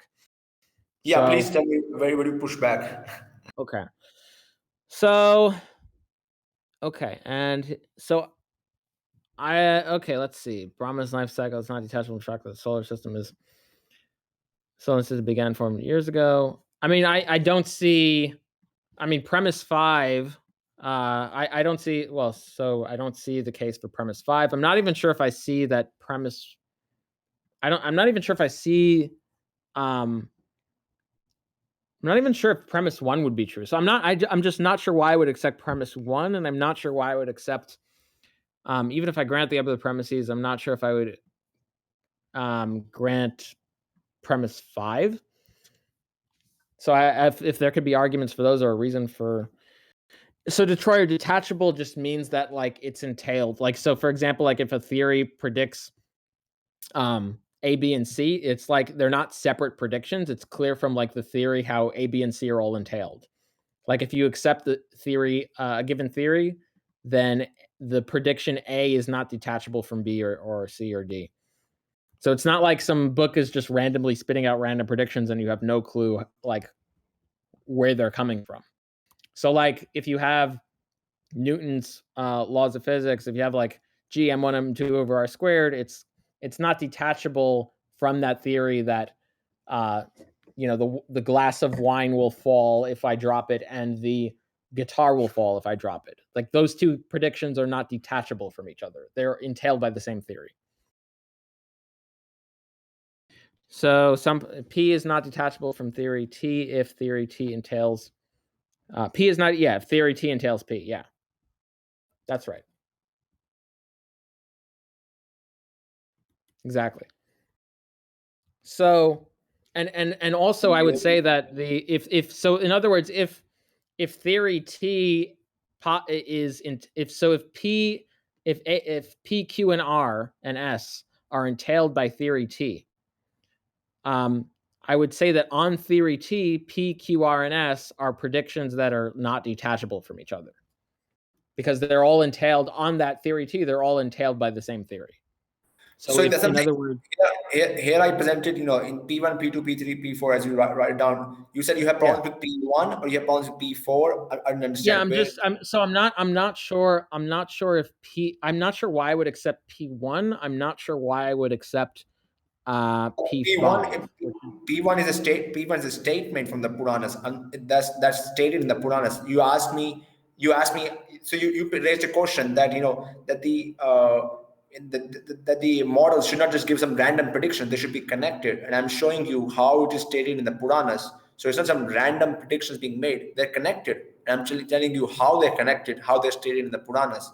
Now, these are statements in the Puranas. Just to be clear to this, when I say connected, I mean that they're not detachable from each other. In other words, and what that means is that they're all entailed under the same theory. So I don't want just to... How would you detach P1 into different parts?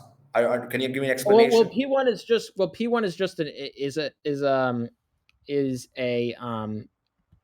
just an implication premise. It's just that if these things are true, then this other thing is true.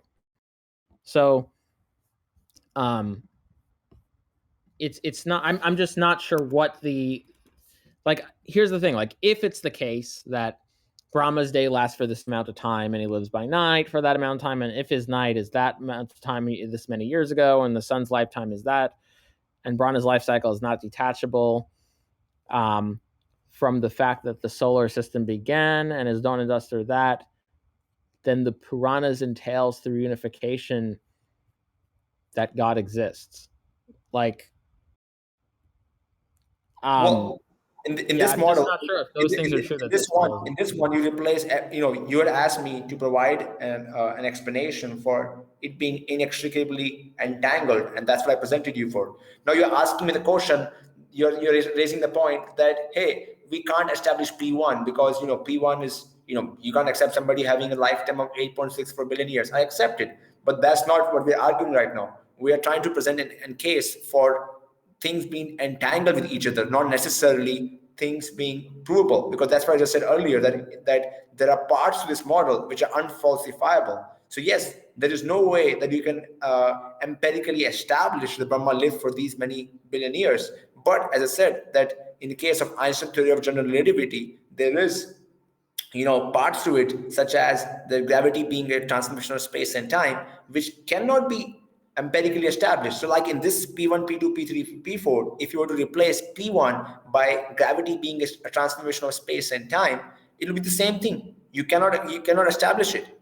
Explain to me how P1 being replaced by gravity being a transformation of space and time, how would you accept that versus accepting Brahma having this much lifetime? How are those two things different?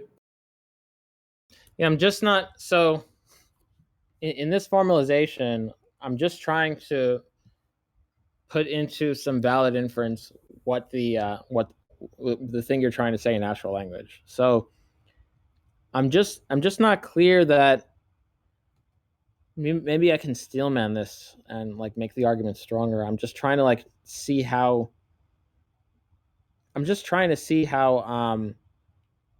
so what I'm trying to get here is how the existence of Brahma or any god is not detachable from the fact that, well, premise 5 says the solar system began 4.567 billion years ago, or any of these physical claims. I'm trying to see why it's the case that if those natural things are true, then there's some theory which also entails that the God is true, that it's not detachable.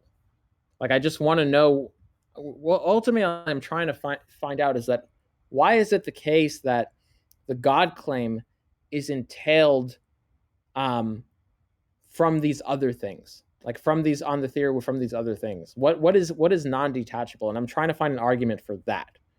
So I'm trying, and you've given me an argument, and I formalized it. And it's a 6-premise argument, and I'm just not sure why I would accept premise 5. And I'm not even sure if I would accept, I guess I can ask for clarity on some of this, but I'm not really clear on if I would even accept premise 1, because I can accept that Brahma's day, or at least as, as Brahma has been described in like the text or whatever, that lasts for this amount of time. And I can grant that, as that the sun's lifetime is 9.5 billion years, and I could grant that as Brahma is described, his life cycle is not detachable from the fact that the solar system began 4.56 billion years ago. And I can grant that, as he's described, his dawn and dusk are 0.6 billion years. I mean, I guess if you say that he's not detachable from the solar system beginning 5.56 billion years ago, then I could, if you say he's not detachable from that, if that's a premise, then maybe you could try to get to that conclusion in premise 1. But I guess then the major pushback would be on premise 5.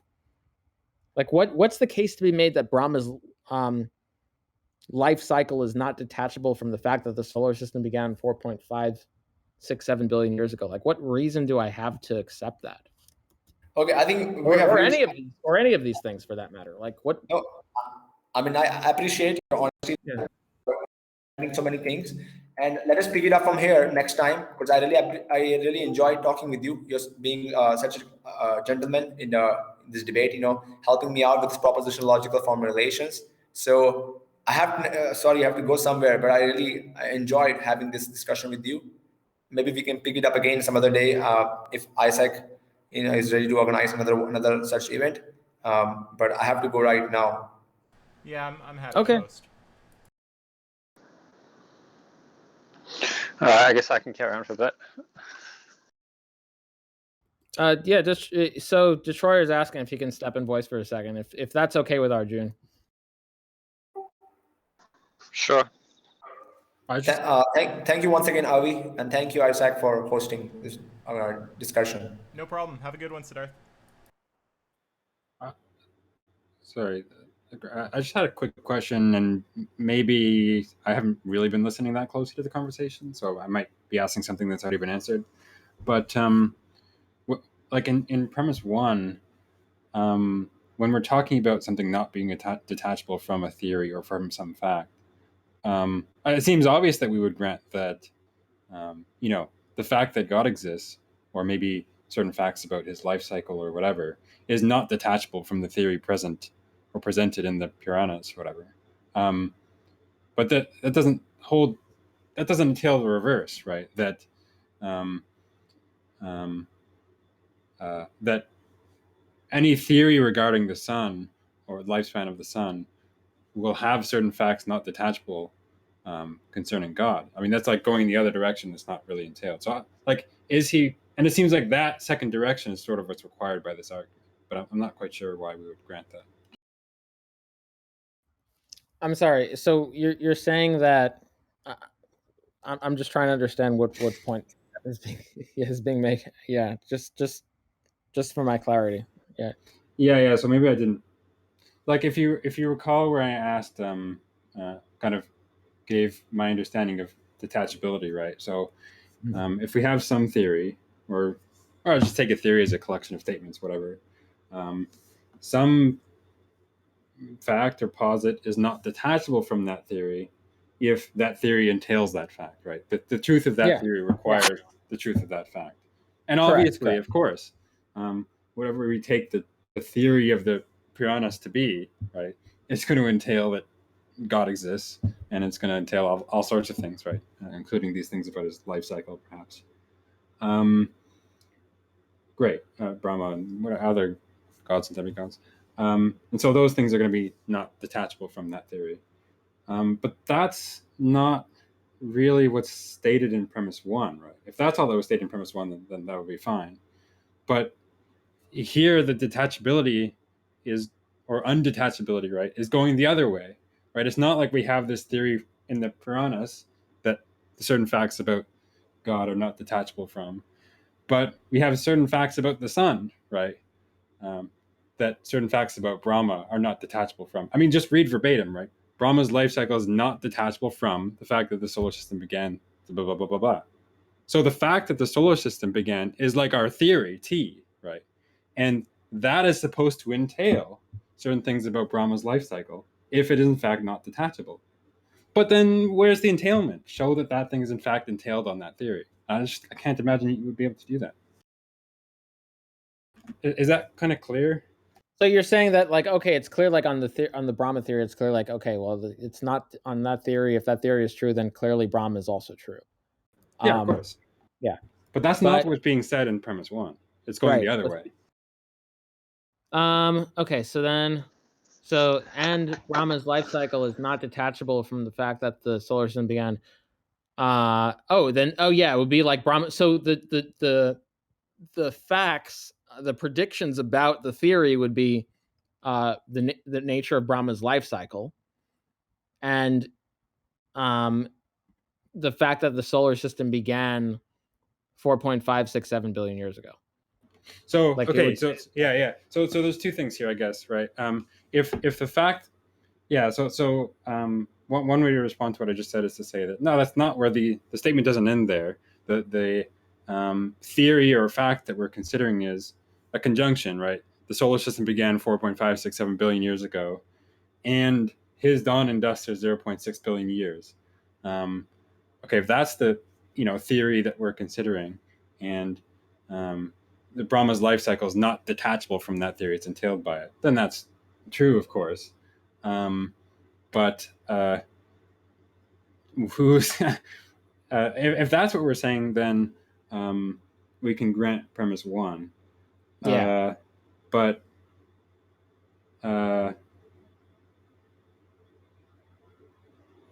well, yeah. So if I'm trying to think, then if we're granting that, then why would we grant? So it depends. At that point, it's going to depend on how we're interpreting P2, 3, and 6. So if 2, 3, and 6 are like ontologically committing, then I don't know why we would grant that they're true. But if it's just sort of a statement about the story, then we could grant them. But the conclusion is not. The conclusion could even follow, right? We could even grant the conclusion, in that,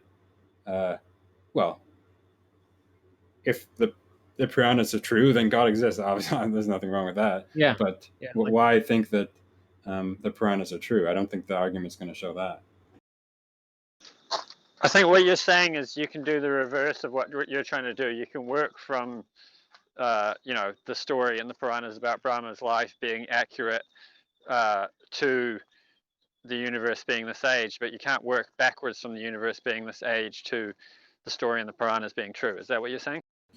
Right, but it depends on So I was going over like the different ways of interpreting that first premise, and if the theory that we're considering is a theory that the solar system began this many years ago, and that Brahma has these properties about his life cycle, that's our theory. Then there's going to be certain things not detachable from that, including that Brahma exists, right?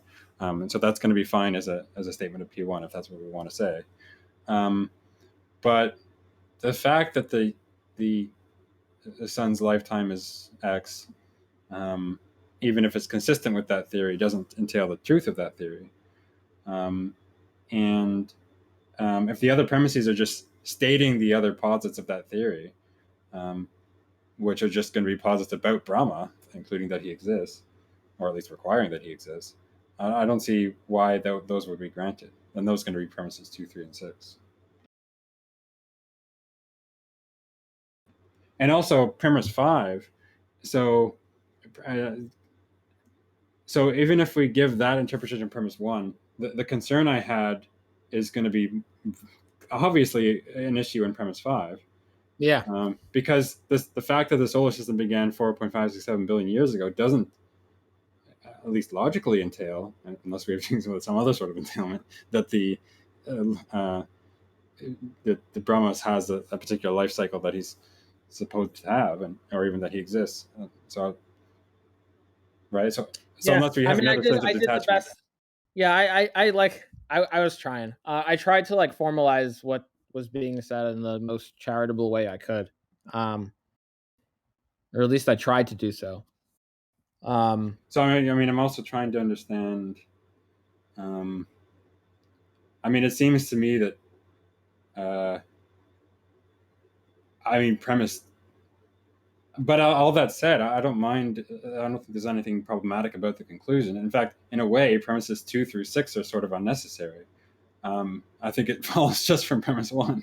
Yeah, it's superfluous. So they're kind of superfluous. I'm not sure what they're adding, unless we really want to say, unless their interpretation of the conclusion is not just that, well, a simple conditional, like if the Puranas are true, then God exists.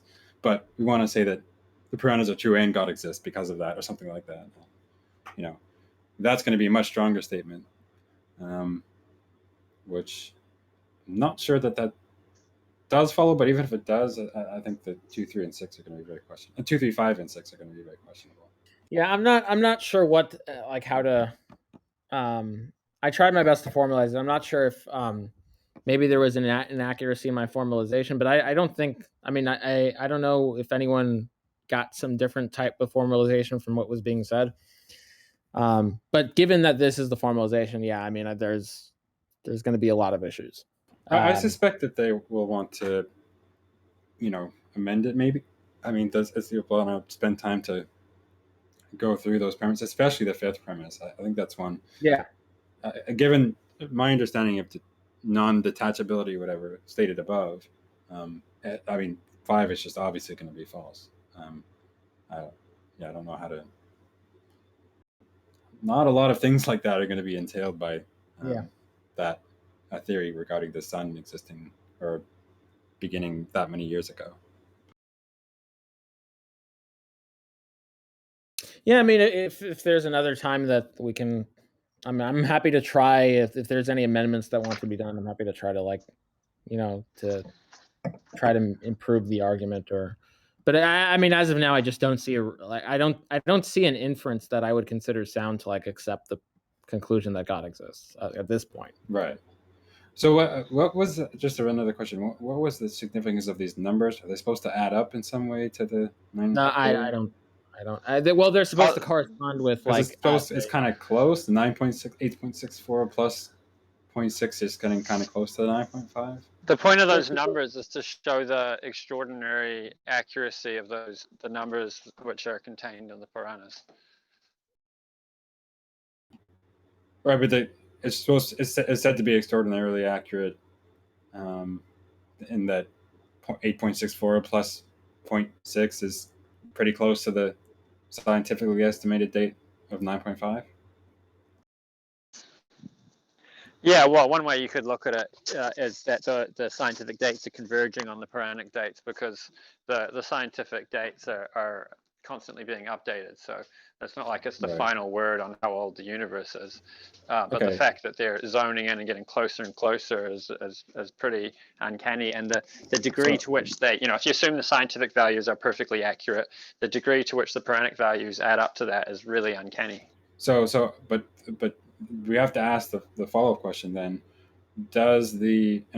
Forgive my ignorance, but does the Puranas in fact predict from these numbers, right, that their sum is supposed to correspond to the lifespan of the actual sun? No, well, I like, obviously those numbers are in some sense brute. Like, the sun could have been a different age. The Earth could have been a different age. The universe could have been a different age. The partial annihilation or the partial extinction could have happened at a different time. So it's not that they're logically entailed in the kind of way that an object's falling at a certain speed is entailed. It's just that's where they happen to be. But the fact that the Puranas have knowledge of that is really uncanny. Well, but let me kind of make clear my concern, right? There's a lot of things you can do, adding up numbers in different ways to get results that might correspond to interesting facts. But the question is the Puranas in fact predicting this number as the lifespan of the sun. I mean, if it's just a number you can extract in some way that corresponds to that, it might just be an interesting coincidence. But why would we suppose that there's some genuine prediction or knowledge that's required to account for that? I mean, so is what you're saying, like you can just take, some set of data and just examine it, and what do they say? Statisticians say that your numbers will confess to anything if you torture them long enough. Is that the kind of point you're making? I mean, there's people who think that biblical scriptures predict Israel becoming a nation in 48 or something like that. And the numbers can be added up here. Right? Yeah, I mean, maybe those are more. The number of steps are quite extreme, whereas the number of steps here are fewer. But why I think that there's something like different going on, and that you're just finding interesting coincidences and putting numbers in a way to get the sort of conclusions that you're looking for. Well, the coincidences are so improbable that it's not fair to just call them a coincidence. There's a degree of improbability where something can no longer just be shrugged off as a coincidence. That's why when somebody walks out of a casino with $800,000 in winnings one night, the FBI gets called. Well, but how improbable is it though that with numbers presented in the Puranas and some basic arithmetic, that you would be able to get numbers that bear some, within 10-15% resemblance to numbers of scientific significance. I think that's actually quite high. I don't think. The data he showed shows that the accuracy of the age of the universe and the time of one of the partial distinct extinctions and so on are within like 0.3% accuracy or something. And the range that these values could fall in, and the fact that there's 3 guesses, so it's exponential when you put the guesses together. Just like if somebody had 3 days in a row where they won $1 million, it becomes all the more likely that they're cheating. So when you combine all that together, you get a probability of getting these values right just by guessing of 1 in 10 to the 186th. Yeah, but that's not how you calculate the probabilities here, right? You would calculate them that way if that was the target of those numbers as presented. But those numbers could have been corresponding to or made to be correlated with a wide number of things, right?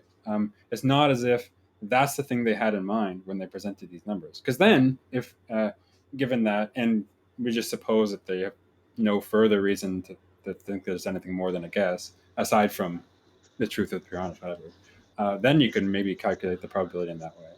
But that's not fair. It's not like just throwing some dice and then getting a number and being like, oh, let's find out if this is the birthday of someone famous. It's not that kind of thing, because the Puranas actually say at this time there was a partial devastation, which in modern science terms translates to a partial extinction. And they verify that. So it's not this kind of ad hoc thing. There's actually a direct correlation between what's being said in the Puranas and the numbers and what they're correlating to.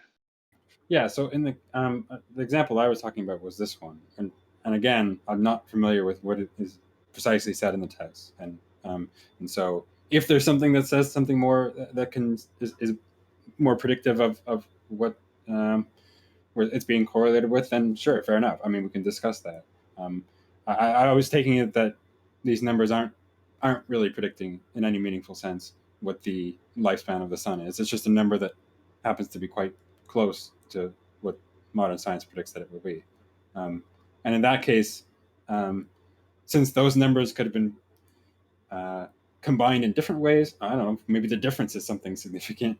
And then there's a lot of numbers that we drop out of our physical theories that could be correlated with that. There's not really, that it's correlated with one of them is not particularly surprising.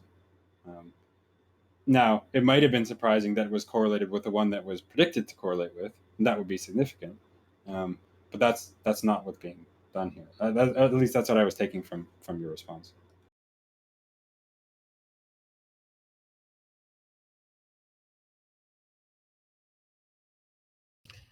All right. Well, those other cases might be better. I mean, if that one about that might be reasonably expected to be predicting some sort of extinction event, I'm kind of skeptical of that, but maybe it does. I'm not really familiar with the text. That's going to be at least a little bit more improbable. Whether it's much more improbable is another question. All right. Well, I mean, where I'm at right now is I'm just without an inference that I find to be sound that gives me reason to believe God exists. So that's where I'm at now. So I had one more question actually. And yeah, sure. If you don't mind, it's actually not a very big question, but something that's wasn't brought up near the beginning of this discussion that it's kind of an expression that I don't like. When people talk about extraordinary claims, I generally don't know what that means, except to say an extraordinary claim is one for which we have like a low prior, right? One which, given our current knowledge, we think is not likely to be true. Is that all that's meant by an extraordinary claim? That's really that on a. It's just the Bayesian. Yeah. Okay, then yeah, that's fine. And if all by extraordinary evidence we mean something, the kind of evidence given which.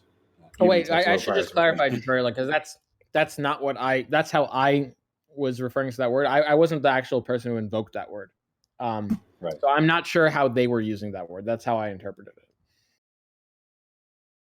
Right. Well, with regards to the data, when we say the data is extraordinary, we mean that it's highly unlikely. Like if I were able to tell you the full contents of your pocket right now, that would be pretty extraordinary, because it's like, well, that's pretty detailed information, right? Well, yeah. So the way I'm interpreting that is, I mean, I think it's highly, very likely not true that you would be able to correctly predict that.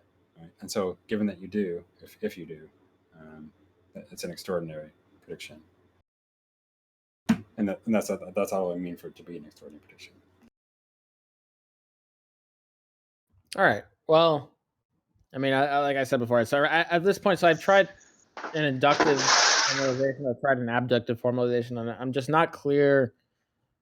I'm not clear on a valid inference that's being made that I would consider also sound, with the conclusion that God exists. But I mean, at this point, I mean, it seems to be getting a bit late. If you want to continue, we can continue a little bit. And if you think you can, tidy up the formalizations, if you think you can make it valid and sound.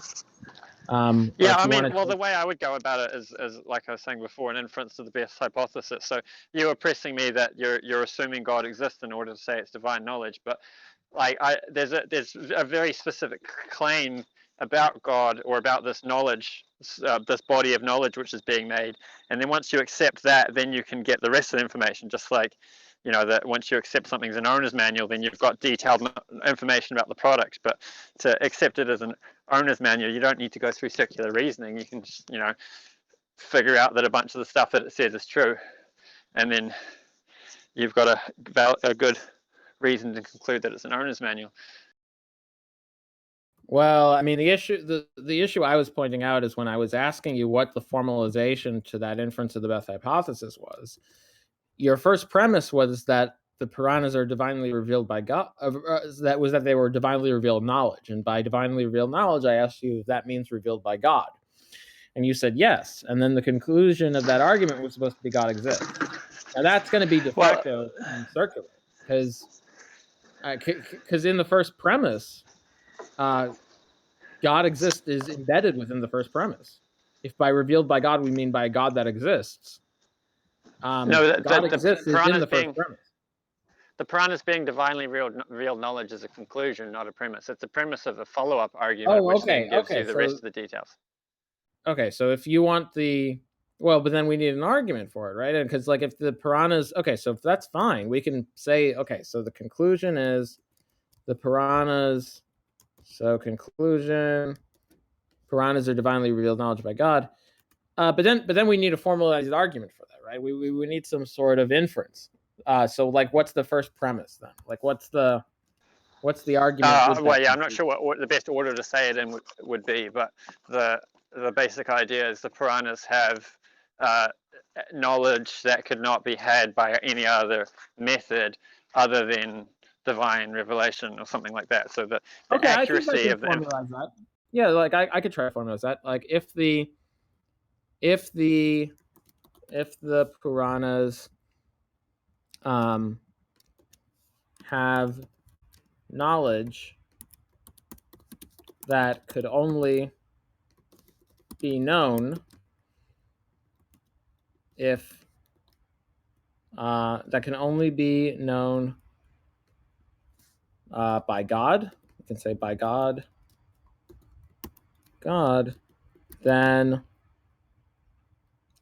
the Puranas are divinely revealed knowledge by God. Okay, so then the Puranas are divinely revealed knowledge by God. And then premise 2 would be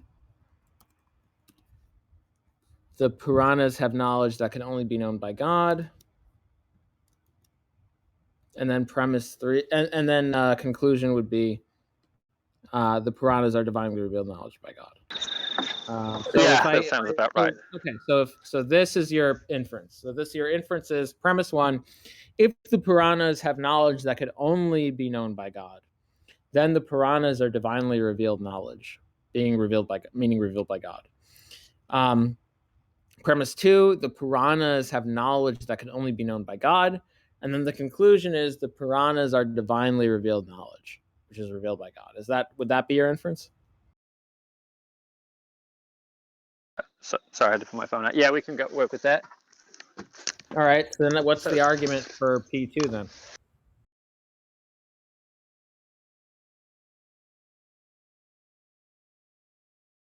We would just need I just don't see a reason to accept the second premise. So that the probability of just knowing that stuff by just guessing, all three guesses together, is 1 in 10 to the 186. And I can't see what other method there would have been to know that.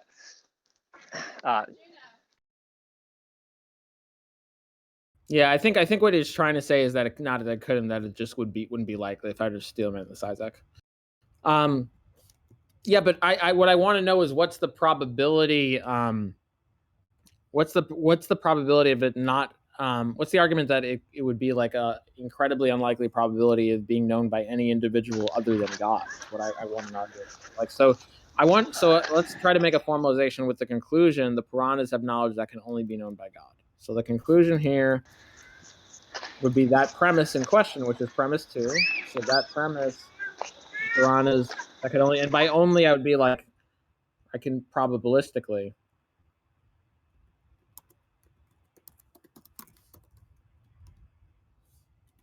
So that would be our conclusion. The Puranas have knowledge that can only probabilistically be known by God. And by probabilistic, I just mean that like the probability that the knowledge in the Puranas could be there without God is incredibly, incredibly low. So I could just write that out then, like the knowledge in the Puranas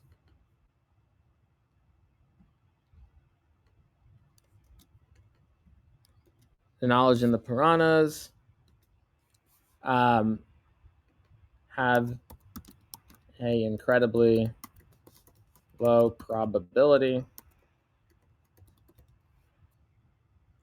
of being there without God. Something like that. Is that like the conclusion? The knowledge in the Puranas? Yeah, something like that sounds all right. Okay, but then let's have an argument for that then. Like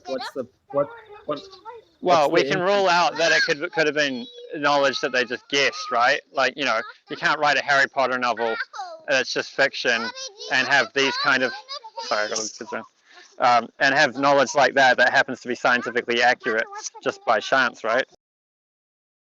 Okay, so is that the first premise? So premise 1 guessing can be ruled out. So the knowledge. Okay, so the knowledge in the Puranas. The knowledge in Puranas did not come from a guess or from a guess. Okay, is there another premise? Sorry, I'm watching my 2-year-old now. So yeah, we rule out guesses. So the only other thing that would be left of how that knowledge can be there is through scientific methods, and I don't know, like, I think that's unlikely. Would you like to make an argument that whoever wrote the Puranas could have had all that knowledge through empirical methods? Well, it's not my burden to do so, right? I'm taking the agnostic position in the debate, so it would be. Well, I'm saying we need an explanation for this data, and I have an explanation, and you don't. Therefore, I don't see how that pushes me off agnosticism, though, because we already discussed that. Explanations. The fact that I may not have an explanation doesn't necessarily mean that I need to de facto go to any explanation that's there simply because it's the only explanation there. But the point here is that, like, you've made a conclusion. Like, there's the conclusion that you've asserted, which is the knowledge and the Puranas have an incredibly low probability of being there without God. Now, premise 1 is the knowledge in the Puranas did not come from a guess. Premise 2 is the knowledge could not come from scientific, from individuals with scientific endeavors or scientific processes. Individuals invoking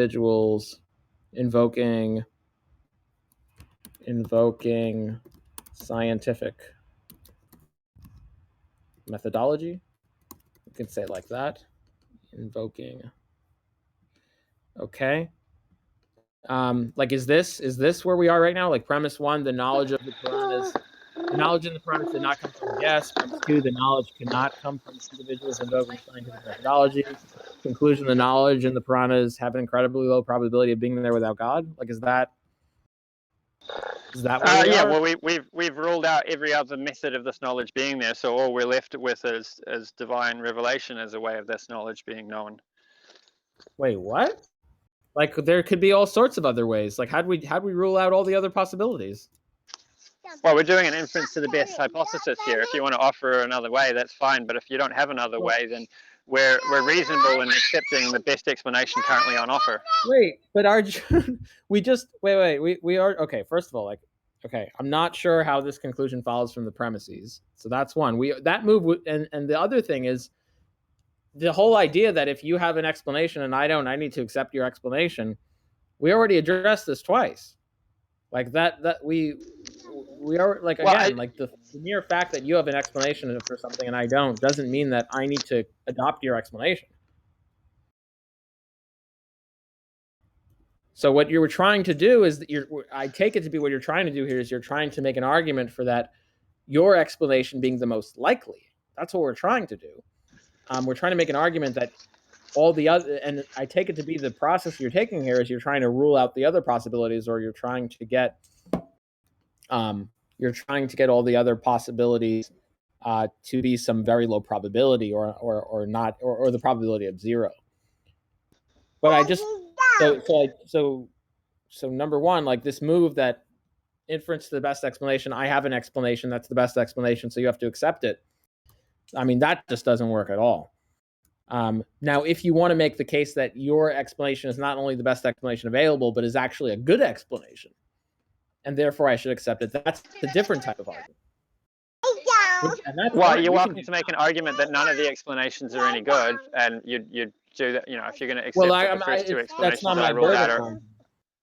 Yeah, that's not my burden. It's not. I'm saying I have got an explanation. If you want to say it's not, that's something. No, I'm not sure that. I'm just not. No, I'm not saying that it's not. I'm saying I'm just not sure that it is. I'm agnostic if it's a good explanation or not. Remember, I'm taking the agnostic position in the debate. So it's your burden to show me that it's a good explanation. It's not up to me to show you that it's a bad explanation. Yeah, I think this is getting into a realm of unreasonable agnosticism. Like when an explanation is offered, and you want to say it's not a good explanation, you're taking a burden of proof and saying it's not a good explanation. Well, just to be clear, I'm not saying it's not a good explanation. I'm saying that I'm agnostic if it's a good explanation, and you have the burden to show me that it is a good explanation. But then all you're doing is telling me about the contents of your mind. You're not telling me anything about the real world or the logical state of my argument. I'm just doing my best to formalize your argument, and I take it to be that you're making the claim I'm agnostic. You have a burden of proof to establish the explanation to establish the claim that you're trying to make. You're saying you have an inference of the best explanation, and I'm just asking why your explanation is good. That's all.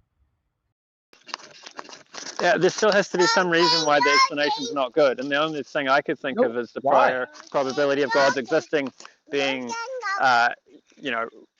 considered to be low, and I can't see how that could be established other than circular reasoning. If we're arguing for God's existence, we can't just assume God doesn't exist, and therefore say any explanation that invokes God's existence is bad. I think. Look, so remember, I'm taking the agnostic position of the debate, so I'm not saying that your explanation is bad or anything. I'm just want a reason to accept your explanation. And if you're saying that the reason I have to accept your explanation is good, then convince me that it's good, or convince me that it's a high probability of being true. If you're saying that I should accept the explanation because it's the only one that's there, and de facto the best because it's in virtue of being the only one that's there, then I don't see why that would be a reason to accept it. If you're saying I should accept it because it's the best explanation, and what makes it the best explanation is that it's a good, i.e. high probability of being true explanation, then I'm trying to get an argument for that. That's all. What's the issue? Well, we don't need. Sorry. What's the issue, Arjun? The data that we're using is really extraordinary. So the prior probability of God's existing doesn't need to be high because we've got extraordinary data. So what would be the inference there? So like, what are we adding to these premises? So I have the knowledge in the Puranas did not come from a guess. The knowledge did not come from individuals invoking scientific methodology. Is there another premise there, or are we going to the conclusion the knowledge in the Puranas have an incredibly low probability of being there without God? Like what other premise is there? I really don't see what's wrong with that argument other than having a bias against using God as an explanation. Oh, well, I can tell you what's wrong with the argument. It's not formally valid. It's an inference to the best hypothesis, Yeah, but if not A or B, then C. Not A, not B, therefore C. Oh, okay. So I can actually formalize. Okay, so actually, I can formalize that. So I can say either knowledge of the Puranas came from a guess, or knowledge of the Puranas knowledge came from individuals invoking scientific methodology, or knowledge came from God. So this I can actually make deductively a valid argument from. Or the knowledge of the promise came from God. So this I can actually do. So that from what you said to me in natural language, I actually can formalize that into something valid. So either the knowledge in the Puranas came from a guess, or the knowledge in the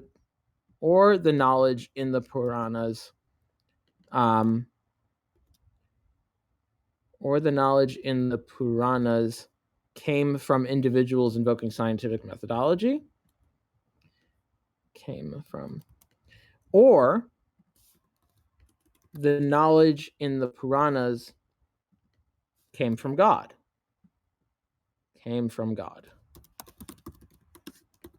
Right? So now premise 2 would be knowledge in the Puranas did not come from a guess. And then premise 3 would be the knowledge in the Puranas did not come from individuals invoking scientific methodology. So let me just edit that. Premise 3.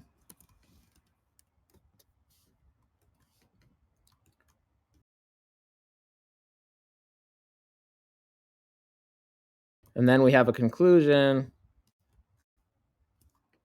And I'll tidy this up in a second. The knowledge in the Puranas came from God.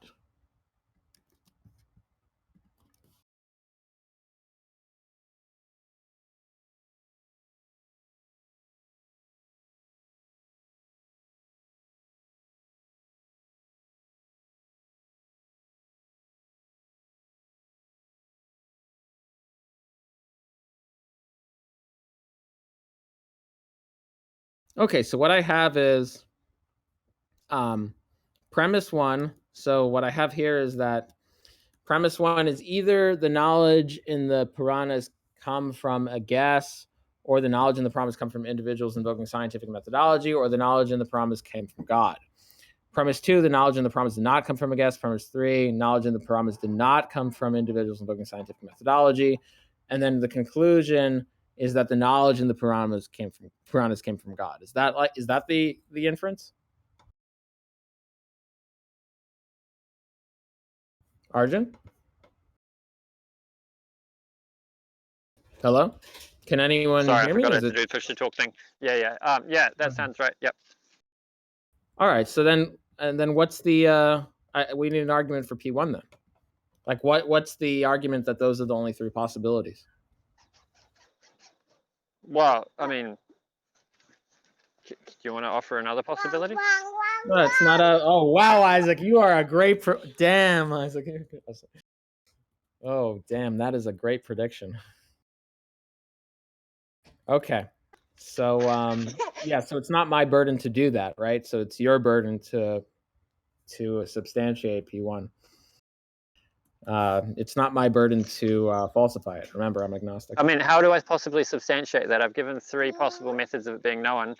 You want me to, like, it's a negative claim, right? Like, you want me to prove there's no unicorns on the moon or something? Yeah, you can prove negatives. One way of proving a negative would be establishing a contradiction of a fourth possibility.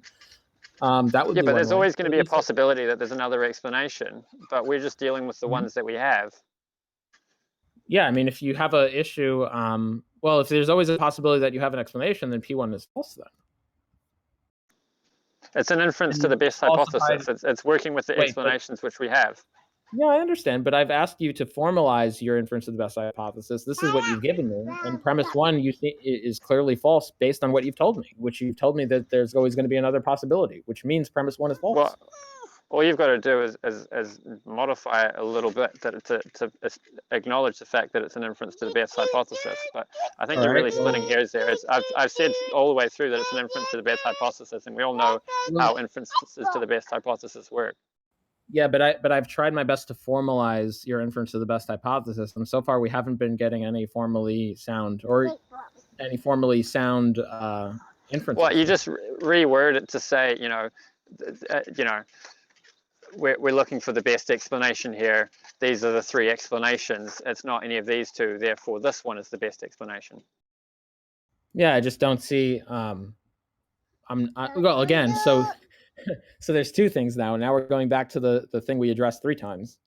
So even so, if you want to say that these are just the 3 best explanations, I'm not sure why we would accept P1. Maybe there's another explanation that's better. I'm also not. Yeah, but we don't have that explanation. An inference to the best explanation works with the explanations which are on hand. There's always, in any inference to the best hypothesis, there could be a scientist in 100 years who comes up with a better explanation. That's true of every single scientific theory to date.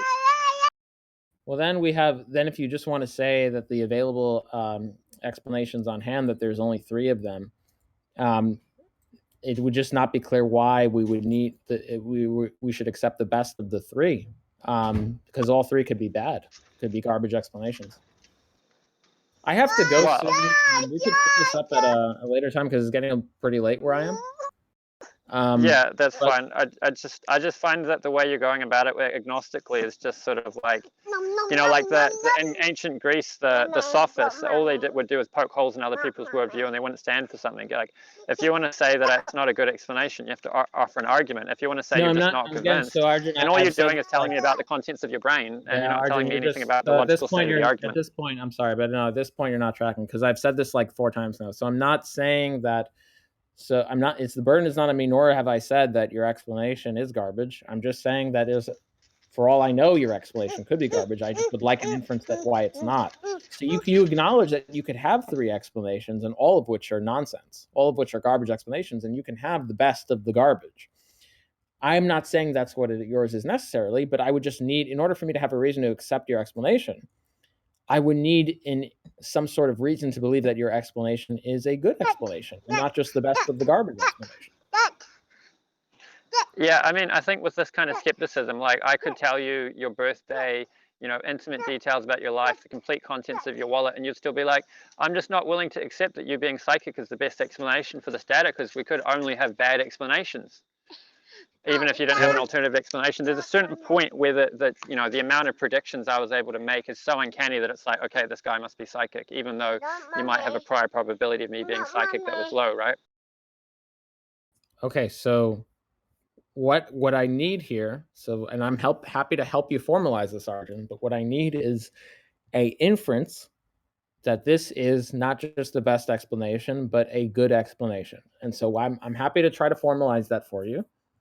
But so far, every time we've tried to formalize it, we've gotten either a invalid argument or a unsound argument.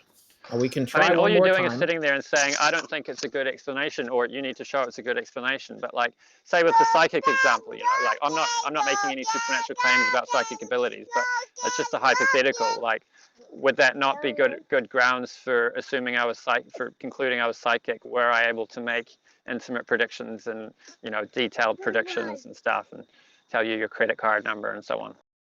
Yeah, I don't know if it would be a good. I mean, I guess I'd have to think about the specific predictions. I'm not sure if it would be a good explanation to say that you're psychic. But regardless, we would need either way. Whatever inference we're making to come to the conclusion that you're trying to get to, if it's explanatory, we need some type of inference to get us to get us to reason to accept that explanation.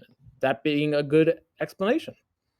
An explanation, maybe, and you could say it has certain explanatory virtues. You could say that you could say that it has a high probability of being the case, and you can try to make your case through that through certain inductive accounts or abductive, an abductive account for this explanation with virtues. But I mean, I just don't see where that inference is here. I don't see what inference is being brought to the table to say that your explanation has a high probability of being true, or your explanation is the explanation that is a good one, that has the explanatory virtues. Yeah, I'm happy to try to formalize the inference. I'm happy to try to help, but I'm just letting you know that's, you know, nothing you've brought to the table so far gets me there.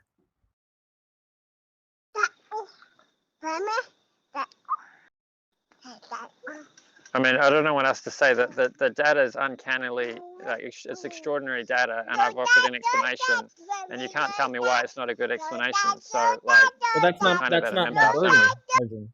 Yeah, that's not my burden. I don't have to tell you why it's not a good explanation. You're the one that's arguing for that being a good explanation. I'm agnostic. Yeah, but you being agnostic is the state of your brain. It's nothing about the logical state of my argument. Yeah, but it's the Like, burden. that's fine. You're welcome to be agnostic, but if that doesn't tell us anything about whether I've made a good case or not. If you want to say I haven't made a good case, then you've got a burden of proof. Well, I just haven't heard, yeah, I'm just not convinced that I have a reason to accept that you have your explanation is a good one. And if you think you can give me a reason that your explanation is a good one, I'd like to hear the input. Yeah, again, you're just telling me about the state of your conscious, your brain. You're not telling me anything about the state of my argument. Like, you're welcome to be a skeptic. I could say the same thing about evidence for other things. I could say I'm not convinced that Einstein's general theory of relativity is a good explanation.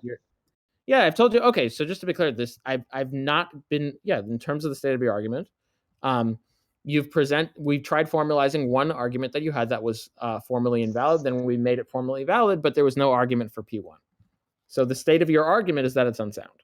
Unless now, if you could make another argument, that's fine. We can help formalize another argument. It's unsound means you need to show one of the premises is false. So which premise are you saying is false? Or at least we have no reason to believe it's sound. Yeah. So P1 in this argument, I have no reason to believe that P1 is true. I mean, we've only got three possible explanations. I've made this case. Nobody's offered a fourth explanation. So okay, but but here's the thing: the fact that we can't offer a fourth explanation doesn't mean an explanation is not there. Yeah, but that's true with every single scientific theory to date. What I'm saying is we only have 3 explanations. If you want to say that's not the case, then you need to show a 4th explanation. I'm not talking about whether or not a 4th explanation exists out there in the ether that we're yet to discover. I'm saying the only ones we've discovered are these 3. Yeah, so what? Okay, so just to be clear, here was the argument that we formalized. Why should I accept the first premise? The first premise being that these are the only 3 explanations which we currently have on hand. Oh, no, that wasn't the first premise. The first premise was either the knowledge in the Puranas come from a guess, or the knowledge in the Puranas come from individuals, the knowledge in the Puranas come from God.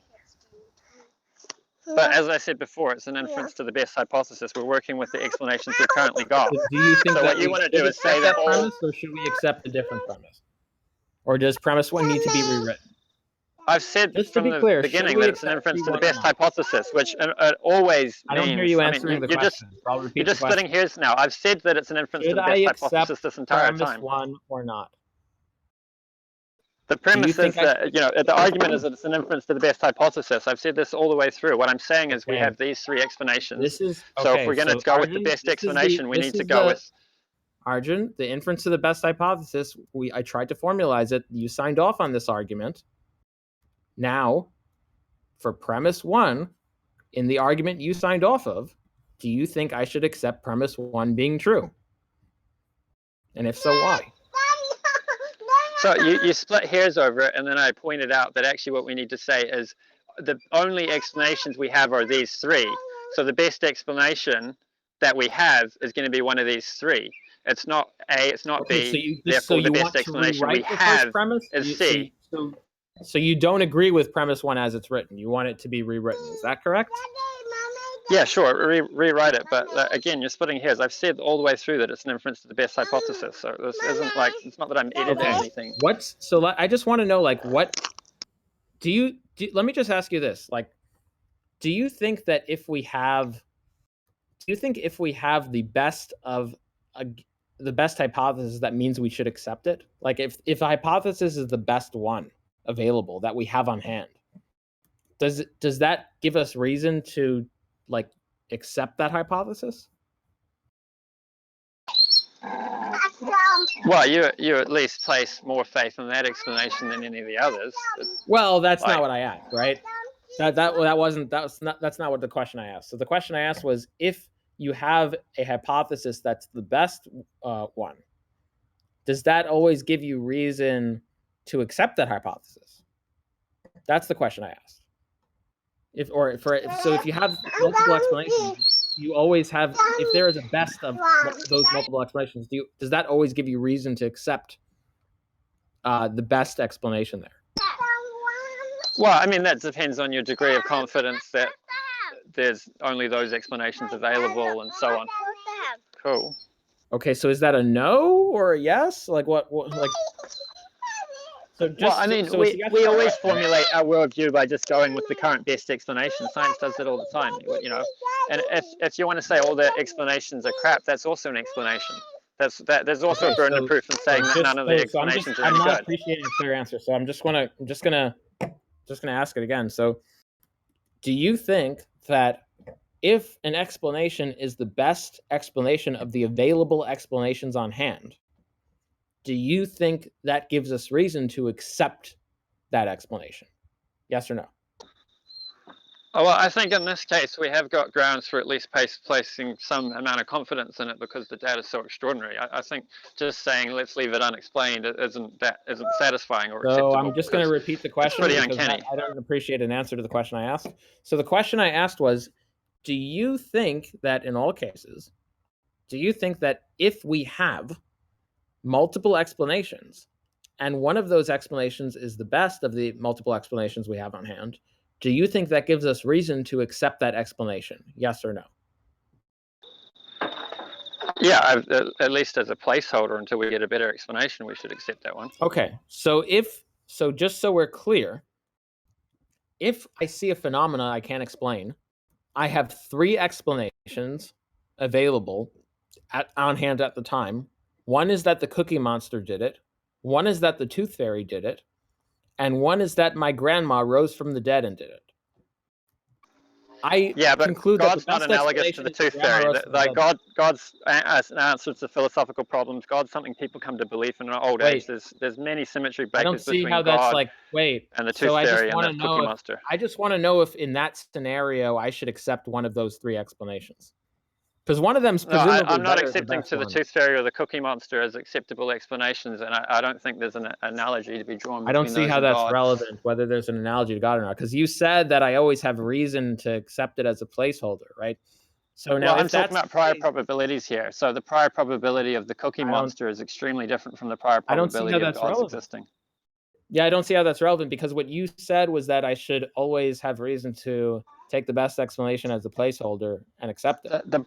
The prior probability affects the whether it's a good explanation or not. So because the Cookie Monster has a low prior probability, it's not a good explanation. Because you told me that I should accept as a placeholder the best explanation that's on hand. Now, I gave you a scenario, a hypothetical, where I have three explanations. All seem pretty bad.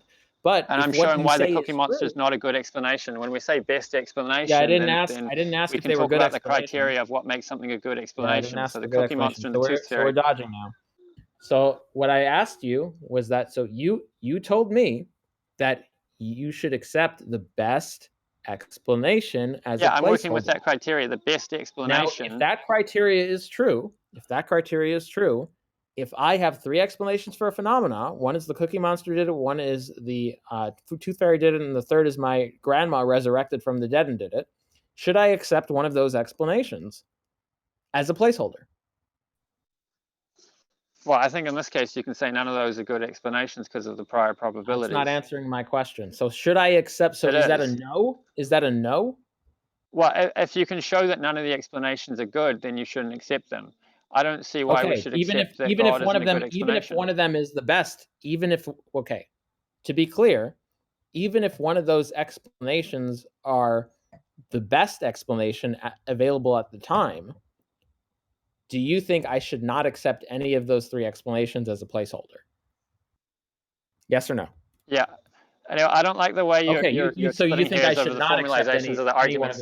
So now you're drilling me over things that I've already said earlier in the discussion. So if you were paying attention to what I said earlier, you wouldn't be treating me like this. I've said earlier that you can reject explanations. You can reject a pile of explanations, even the best one, when you can establish that all of the explanations are bad.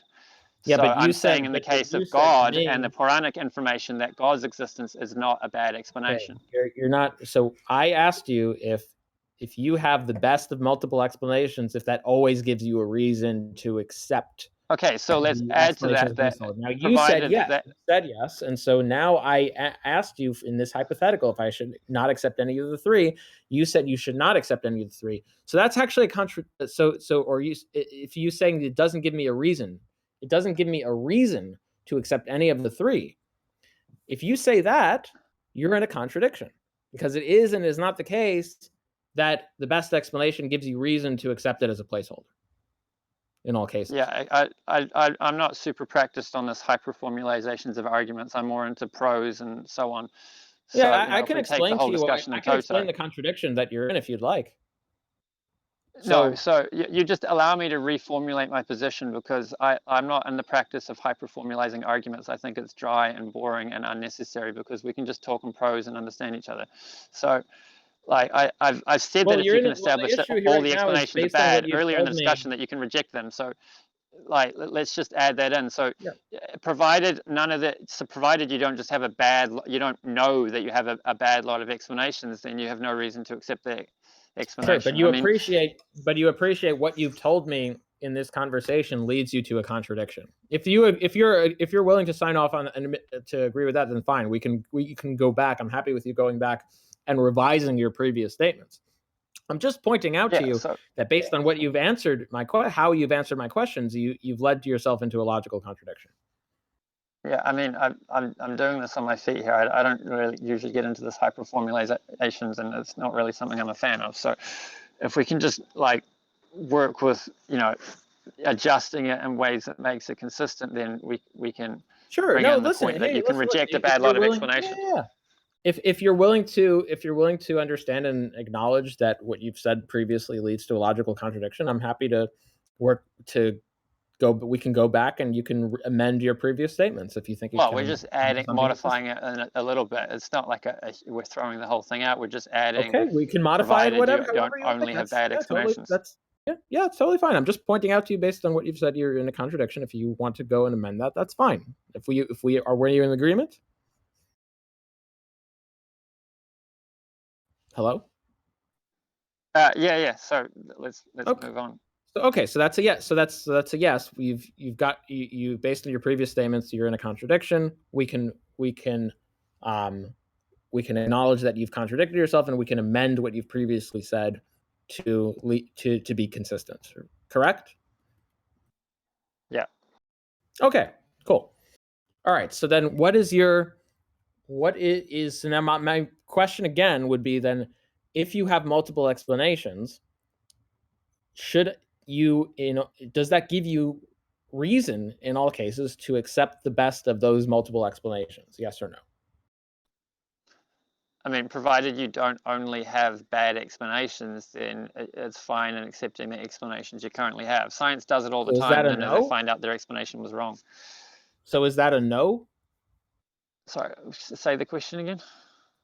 If you have multiple explanations, does that give you reason in all cases to accept the best of those multiple explanations? Yes or no? I mean, no, obviously I've like, okay. What? Okay, I really so don't clearly, understand the point of this. Like, I've said that provided, like, I've already said something that entails that. Why do you need to drill on this? Like, okay, so but then the reason I want this clear from you is because in the inference that you've given me, was that you said that these were the three explanations on hand, and I'm just not clear that makes any of these explanations on hand a explanation that I should accept. So it could be the case that any of these. It could be the case that any of these explanations are just bad explanations, and I would want a reason to think that they're not. So I don't see God as being a bad explanation in this case because the data is extraordinary, and I don't see any reason to consider the prior probability of God's existence to be low. I mean, that God answers philosophical problems. Most people who've ever lived and died believe. So what's the inference? That the explanation you're providing is a good explanation?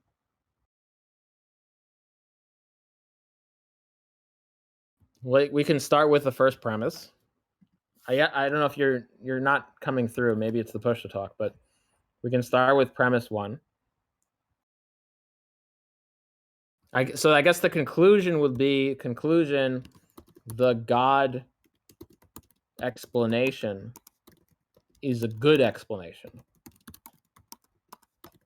Is a good explanation that we should accept, right? Like that would be the conclusion, right? So conclusion, the God explanation is a good explanation that we should accept, right? So what's the argument for that? Arjun? Hello? Am I coming through? Like, yeah, I'll just pipe up because there's a technical problem. So we can't actually hear you, Arjun. Are you still there? Test 1 2 3. You can try leaving the room and coming back in if your mic isn't working.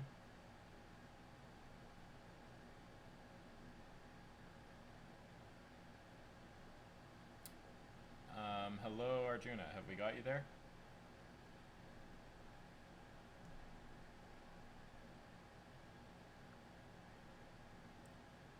Arjuna, try pinging him maybe.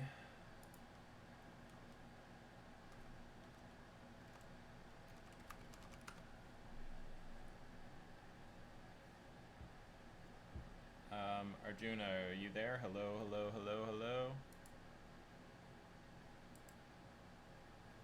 I'll message him on Facebook too. We can't hear you. Oh, okay.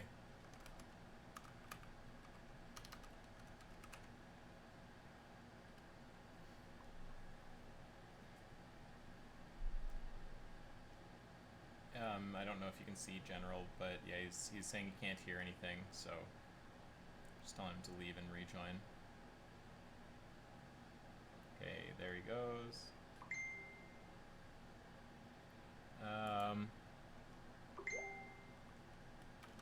Rejoin now.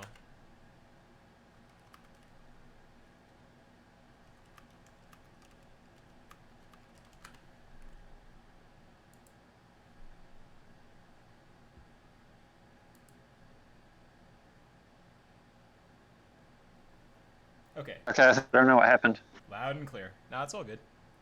Okay, sorry about that. Yeah. Okay, so what I'm saying is that what we need then is an inference for this conclusion, which is the God explanation is a good explanation that we should accept, right? So what might premise one look like for that? Like what would the argument be?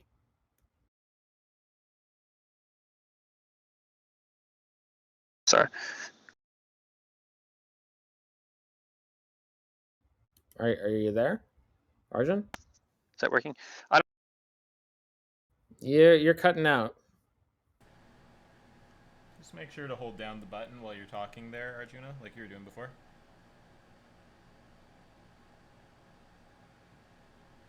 And if it cuts out, just leave and rejoin. It'll be good. Can you guys hear me? Yep, loud and clear. I can hear you now. Yeah. Yeah, I don't see any reason to consider the prior probability of God's existence to be low. It's like, it's kind of like a historical claim in one sense, God's existence, because it's something that there's only one of, and we have, there's not like we can do multiple iterations and measure or something like that. So there's just either God existing or God not existing. And I know people make these silly arguments from like inconsistent revelation and whatnot, that there could be millions of gods and so on, like the argument against Pascal's wager and so on. But really, it's just a question of God existing or not existing, and then from there, a question of what's God like. Is he like the description of this religion or the description of that religion and so on? So I think So is premise we one? could So is premise assign one? a binary. No reason. So is premise one? There is no reason to consider the prior probability of God's existence to be low. Okay, is that premise one? Okay. Yeah. Now, is there another premise, or is that the only premise? And the data is so extraordinary that it matches or outweighs the prior probability you might assign to God's existence, were you to make it low, depending how low you were to make it, obviously. So the data is the data. What the data? So okay, so the data. I'm trying to formalize like a. Okay, so the data. Let's see how I can do this charitably. The data entailed by God's existence. Can I say it like that? I mean, the data and the parameters, which we're trying to explain. Okay, so the data entailed by the piranhas being true. Is that a way we can phrase it? I mean, the data and the piranhas, which has been the data, and because the way I'm going to do it right now, it's not going to be valid. I'm trying to be charitable and formalize in a way that it's formally valid. So the data and the piranhas. I did not write that correctly.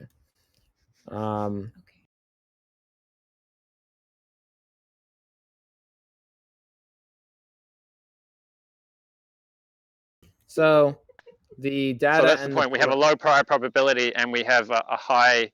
We have extraordinary data to explain. So those two things together make. So I just want to know what the second premise. God is a good explanation for the data. Yeah. So the second premise is the data and the piranhas are so extraordinary that what? I'm not sure what the best way to articulate that in a formal argument would be. That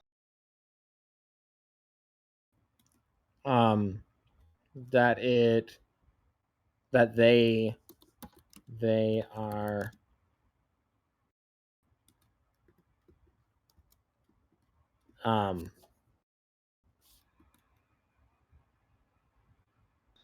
That's the type of Yeah, we can extraordinary just that put I'm 1 and talking 2 in about. traditional point C. So the data and the parameters are so extraordinary that they are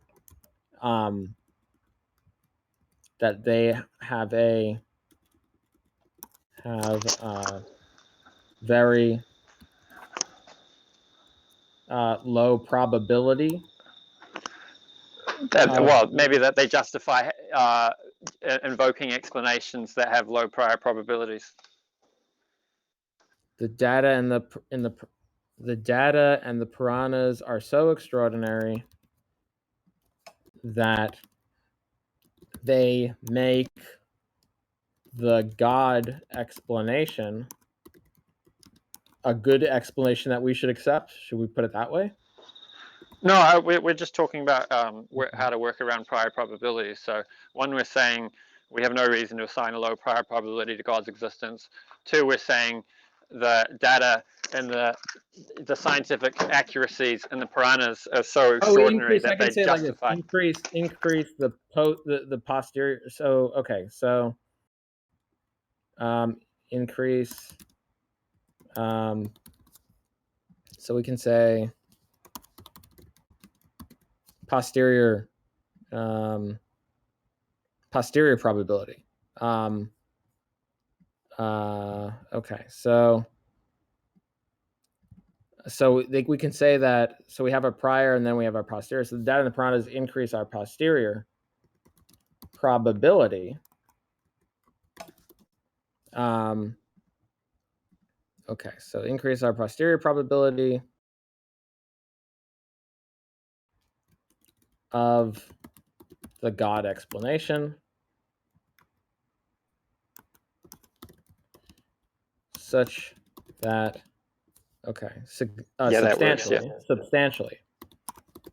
I'll try it like that. Okay, and then I will say,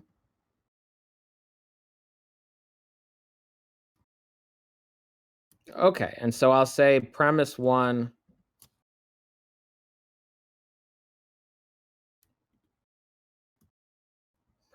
is if there's no reason to consider the prior probability of God's existence to be low, and the data and the piranhas increase the posterior probability of God's explanation substantially, then the God explanation, okay, so the probability of the God okay, I'll just say explanation. The God, I think I'll have this. God explanation to be low, and the data and the piranhas increase posterior probability of the God explanation substantially, then the God explanation is a good explanation we accept. Okay, so how about this? How about premise 1, if there is no reason to consider the prior probability of God explanation to be low, and the data and the piranhas increase the posterior probability of the God explanation substantially, then the God explanation is a good explanation we should accept. Premise 1, there is no reason to consider the prior probability of God's existence to be low. Premise 2, the data and the piranhas increase posterior probability of God's existence, of the God explanation substantially. And C, the conclusion of the God explanation is a good explanation that we should accept. Is that your inference?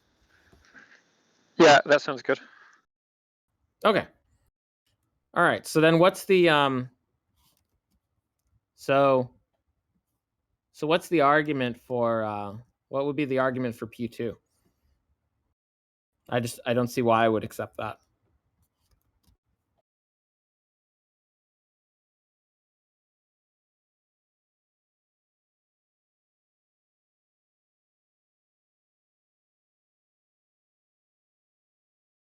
Arjun, you there? Sorry, I forgot about the push. Oh, I'm sorry. I mislabeled. So what's the argument for P3? Sorry, let me just premise 1. I mislabeled the premises. Premise 2, premise 3. Okay. So I have the data in the piranhas, not the data and the piranhas, or another way we could say it is the scientific accuracies found in the piranhas. but that's just details. That's fine. Sorry, That's what fine. was the I'll question? change it to, yeah, the data in the piranhas. That's fine. In the, yeah, what's the argument for premise 3?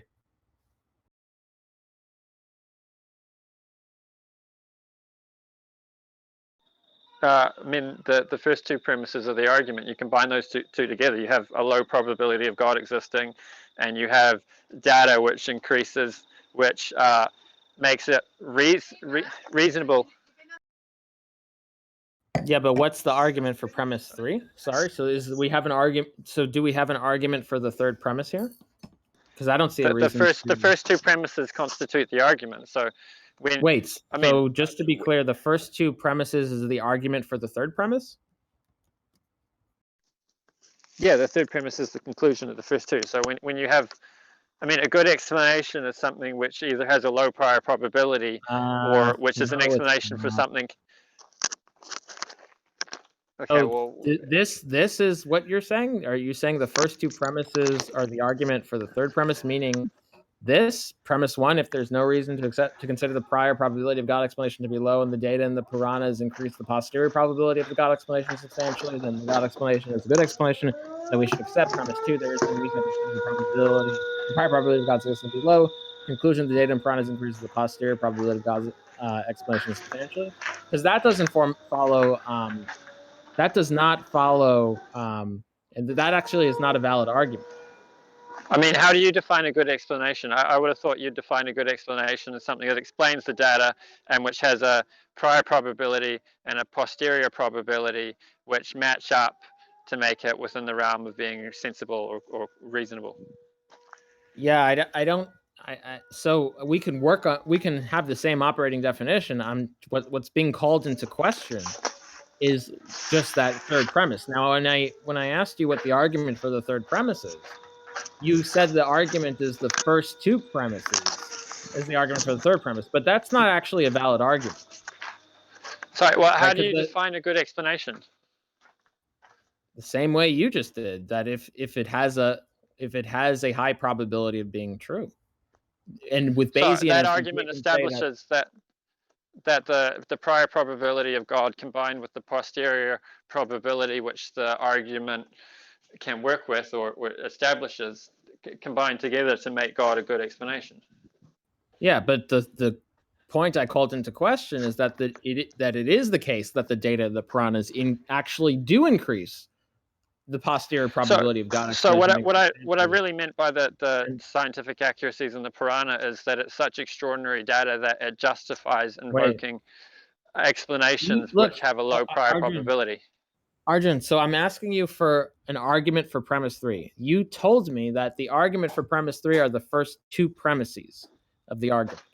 That means, but the problem with that is that's not a valid argument, right? This is what you get. I'm posting in general. Yeah, I mean, I'm speaking in prose here, and like you're writing it down. I'm not super trained in hyperformalizations of logic, and I frankly don't find it that valuable. Like we agree on a definition of a good explanation. I've explained why I think God is a good explanation in this case. Can you just respond to what I've said in plain English? Yeah, because we well, I think that formalizing is an incredibly valuable tool, because when the waters are muddied with those prose and with those natural languages, it's very valuable to put the argument into a formalized language, and because it's very easy to see where the argument fails. And in this case, it seems to fail on premise 3, because it's not really clear that you have an argument for premise 3, and the argument that you provided was not valid. You said it was from the first two premises. Yeah, you're really just splitting hairs now. We've agreed on a definition of what makes a good explanation. You're not contesting that the low probability of God's existence is low, and you're not contesting that the piranhas, I mean, I can try and formalize it. Premise 1, the prior probability of God's existence is 2. Premise 2, the piranhas, the scientific accuracies in the piranhas justify having explanations which have a low prior probability. Therefore, God is a good explanation because... Arjun, the premise I'm contesting is that the data in the piranhas increase the posterior probability of the God explanation substantially. That's the premise I'm asking for an argument for. Right. So now you're not saying it's an invalid argument. Now you're just contesting one of the premises. That's a very different thing. The argument. I asked you for an argument for that premise, and you gave me an argument that was invalid. The argument you gave me is that the first two premises formed the argument for premise 3. Well, isn't premise 3 that God's a good explanation? You're saying you're contesting premise 2, which is the one about the scientific. So okay, Arjun, are you reading general here? Are you reading general so we can just read this together? Because because if you're not reading while we're like, so premise 1.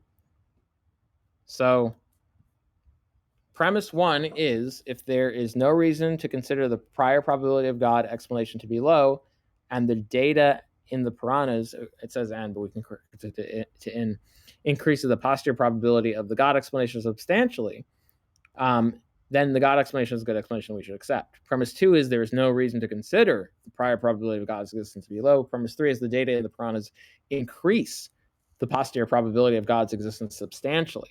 I mean, sorry, the God. Oh, sorry, I thought you were challenging the conclusion. Yeah, so yeah. So the argument for premise 3 is what we're looking for. Now you understand that when you gave me an argument for premise 3 being I thought I was giving you an argument for the conclusion.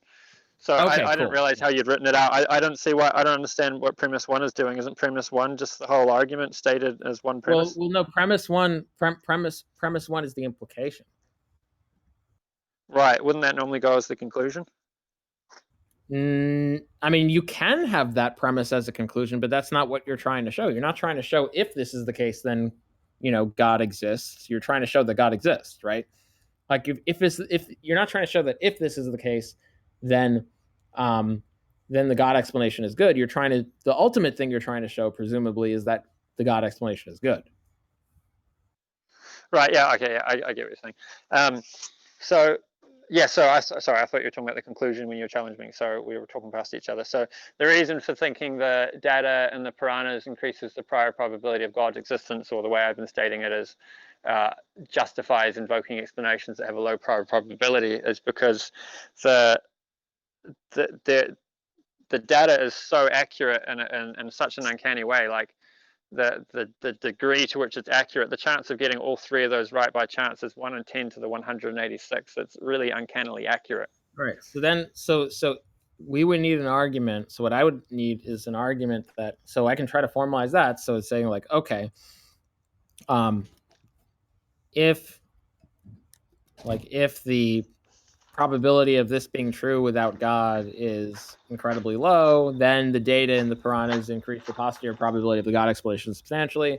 The probability of these things happening without God is extremely low. Conclusion: the data in the Puranas increase the posterior probability of the God explanation substantially. Right? I mean, I'm not sure if that's how I'd word it. It's just that it's an uncannily accurate knowledge, which begs for an explanation. It's like, if you find a crashed UFO, you can't just say, well, you're trying to tell me it's aliens, like, and you can't just say, well, your explanation of aliens, I don't think it's a good explanation. It's like the evidence you have in the form of a crashed UFO is uncanny. So the evidence we have in the form of these scientific accuracies is uncanny. Yeah. So premise 1, that might be if the data in the Puranas, one moment.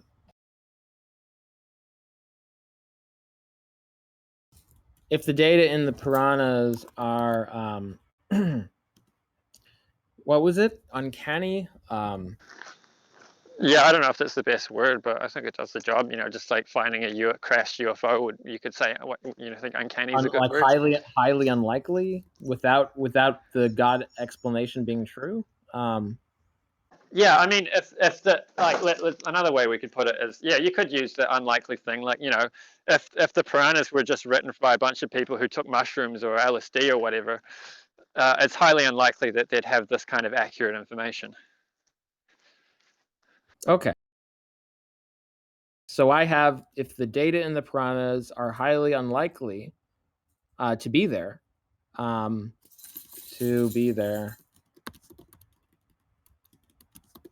without the God explanation being true, then the data in the Puranas increase the posterior probability of the God explanation substantially.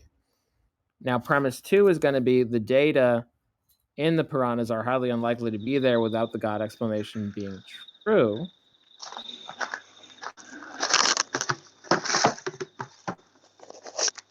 And the conclusion we're going to have is that the data in the Puranas increase the posterior probability of the God explanation substantially. Okay. So is this what we have now? If the premise 1, if the data in the Puranas are highly unlikely to be there without the God explanation being true, then the data in the Puranas increase the posterior probability of the God explanation substantially. Premise 2, the data in the Puranas are highly unlikely to be there without the God explanation being true. Conclusion, the data in the Puranas increase the posterior probability of the God explanation substantially. Is that what we have? Yeah, that works. All right. So what's the argument for premise 2?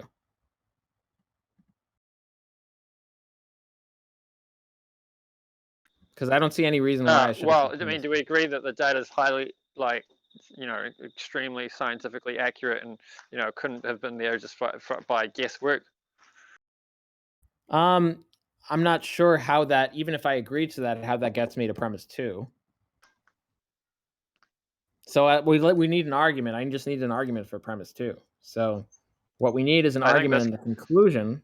So I think this comes back to our central contention about whether it's fine to just have no explanation or not.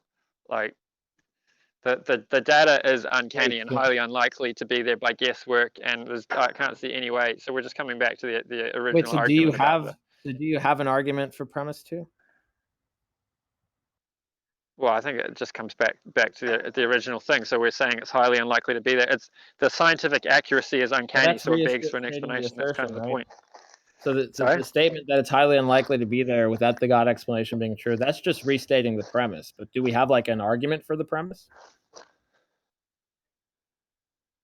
Well, again, it comes down to the data. Like the argument for the premise would be in the fact that the data is uncanny. So knowing the age of the universe, the time of one of the partial extinctions, and the age of the Earth, the sun, or the age of the Earth, is pretty uncanny information to have, and the accuracy of it is high. So, like, how else would that knowledge be there is the question, and because it's so accurate and so uncanny, it justifies having explanations which have a low prior probability.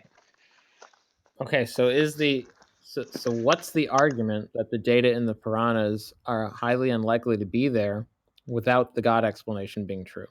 Like I want like, so premise 1 would be what?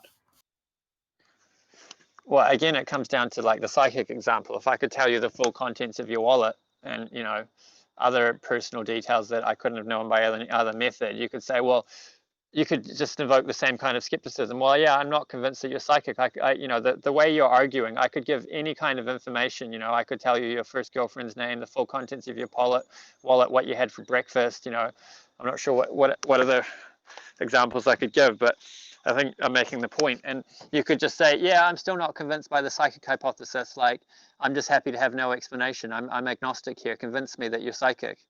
Do you understand? Yeah, I'm not appreciating an argument for the second premise in that analogy. So I still need, because I don't see how the data in the Puranas are highly unlikely to be there without the God explanation being true.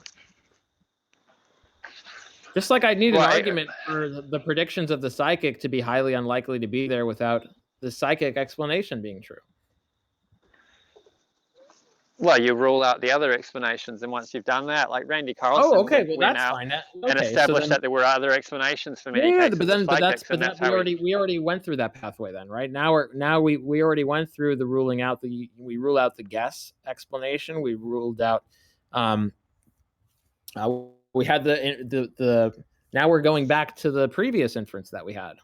What explanation? I think the psychic analogy is really really works for this. So, like if I just told you like, what you had for breakfast or something, maybe I'm just spying on you through your webcam and I could see you eating your breakfast in front of your computer, right? Like there might be explanations for meager guesses like that. But Arjuna, if the guesses get to a certain... but But when you said rule out the other explanation, so we already did, right? We had this inference that you already gave, right? Seems like we're back to this circle here, right? We're back to this. Well, with the psychic case, you said that you'd be happy to accept I was psychic provided we'd ruled out all the other explanations. No, but well, again, with the if psychic we thing, could rule out all the other explanations that are possible, yeah, sure, I agree. But if you could do that with this, I'd be fine, sure. So what's the argument that all the other possibilities are ruled out? I mean, I don't know if you can ever rule out every other possibility. There's always the hypothetical possibility of another explanation being found later. Okay, so what's the argument that the possibility, the explanation that is correct is not an well? So what's the argument against the explanation being correct being one of those explanations? So I say it again. Yeah, you said it's always possible for there to be another explanation, and I just don't that we don't know of, and I just don't see why I would believe that grouping of possibilities, those explanations that I don't know of, aren't the correct explanations. Like, why would I not believe that? Well, like, I mean, going with the psychic example, like, suppose I were to have extraordinary predictions that were attributed to psychic ability, and we'd gone through all the other explanations that we could think of. There's a certain point where it's like, okay, this guy must be psychic, right? Would you agree with that? I'm not sure. I'd have to get clarity on what you mean by psychic and how it would tie into the nature and the specifics of the predictions that are being made. But well, like I gave the example of saying what you had for breakfast. Like if I were to say I knew what you had for breakfast, maybe I just snuck into your house and rummaged through your rubbish bin and guessed what you had for breakfast based on the contents of your rubbish bin, right? That wouldn't be extraordinary. Yeah. So I don't. Yeah, I would just. I'm not sure what the argument would be that there wouldn't be another explanation that would be the correct one. So with the psychic example, that when you get accurate, maybe there could be. I don't know. I'm agnostic. All I'm saying is that you don't seem to have provided me. It doesn't seem like you've provided me with any inference that provides me with any of these any reason to believe that that's the correct explanation. Now I do have to go. I'm sorry, I do have to go now. But I really have the last word. Too, but just quickly, like with the psychic thing, like, yeah, again, if I was to guess what you had for breakfast, that wouldn't be very impressive. And, even if you had no explanation how I could have got that, it's just not that impressive, right? But if I were to make highly inaccurate predictions, like, tell you what your first pet was called and tell you things you'd told friends that you'd never told anyone else and they'd never told anyone else, and tell you your credit card numbers and the full contents of your bank account and like the full contents of your wallet down to the last penny and whatnot, then that would be pretty uncanny. And if we could rule out all other explanations, then calling me psychic would be the best explanation and would be a good explanation given the extraordinary nature of the data. Yeah, I'm not sure that would be the best explanation that the individual was psychic. There may be many other explanations that may be correct, and but in any case, and the thought experiment, I'm saying we rule all those out. Yeah. So anyway, so yeah, I'm not sure that would be the best explanation. In any case, look, here's the bottom line where I'm at. Where I'm at is, so a couple things. So I don't see I'm just at the same place I started. Like, I'm agnostic. I don't see any reason to accept that the God explanation is the best explanation for the data that we have available. I definitely don't see a reason to accept an explanation where all the explanations could be bad explanations. I definitely don't see it to be that the three explanations provided are the only explanations. And if there are a possibility of other explanations, I don't see why I would have a reason to believe one of the explanations that we do have should be taken up as the better explanation than a possible explanation that we are not aware of. And we can take this up another time where you actually have an inference for those things or any of those things. I'd be happy. But right now, I just don't see a sound inference for it. Yeah. Anyway, I don't think we're going to get anywhere with this. You're just invoking a hyper amount of skepticism. Like Oh with no, the I think psychic I'm just example I gave. I'm just invoking a basic amount of skepticism for the claim that's been provided, which is just substantiate the argument for your claim. That's pretty simple, and that just hasn't been done. Yeah. Anyway, I've given plenty of examples. Like at the psychic example, if I were to guess all that stuff, and you were to say I don't think you're psychic, then you're just being unreasonable. Well, now you're just repeating yourself. So again, like we haven't had a sound inference for the claim that you're trying to substantiate. But that's all I really have to say. If you want the last word, I can give you the last word. That's fine. Let's finish it here. All right, cool. All right, well, guys, thanks for popping by to debate. I know Sidharth wants to do another at some point, so we can maybe set that up. Arjuna, if you want to be there, you're welcome to also. And yeah, have a good night, everybody. Cool. Good night.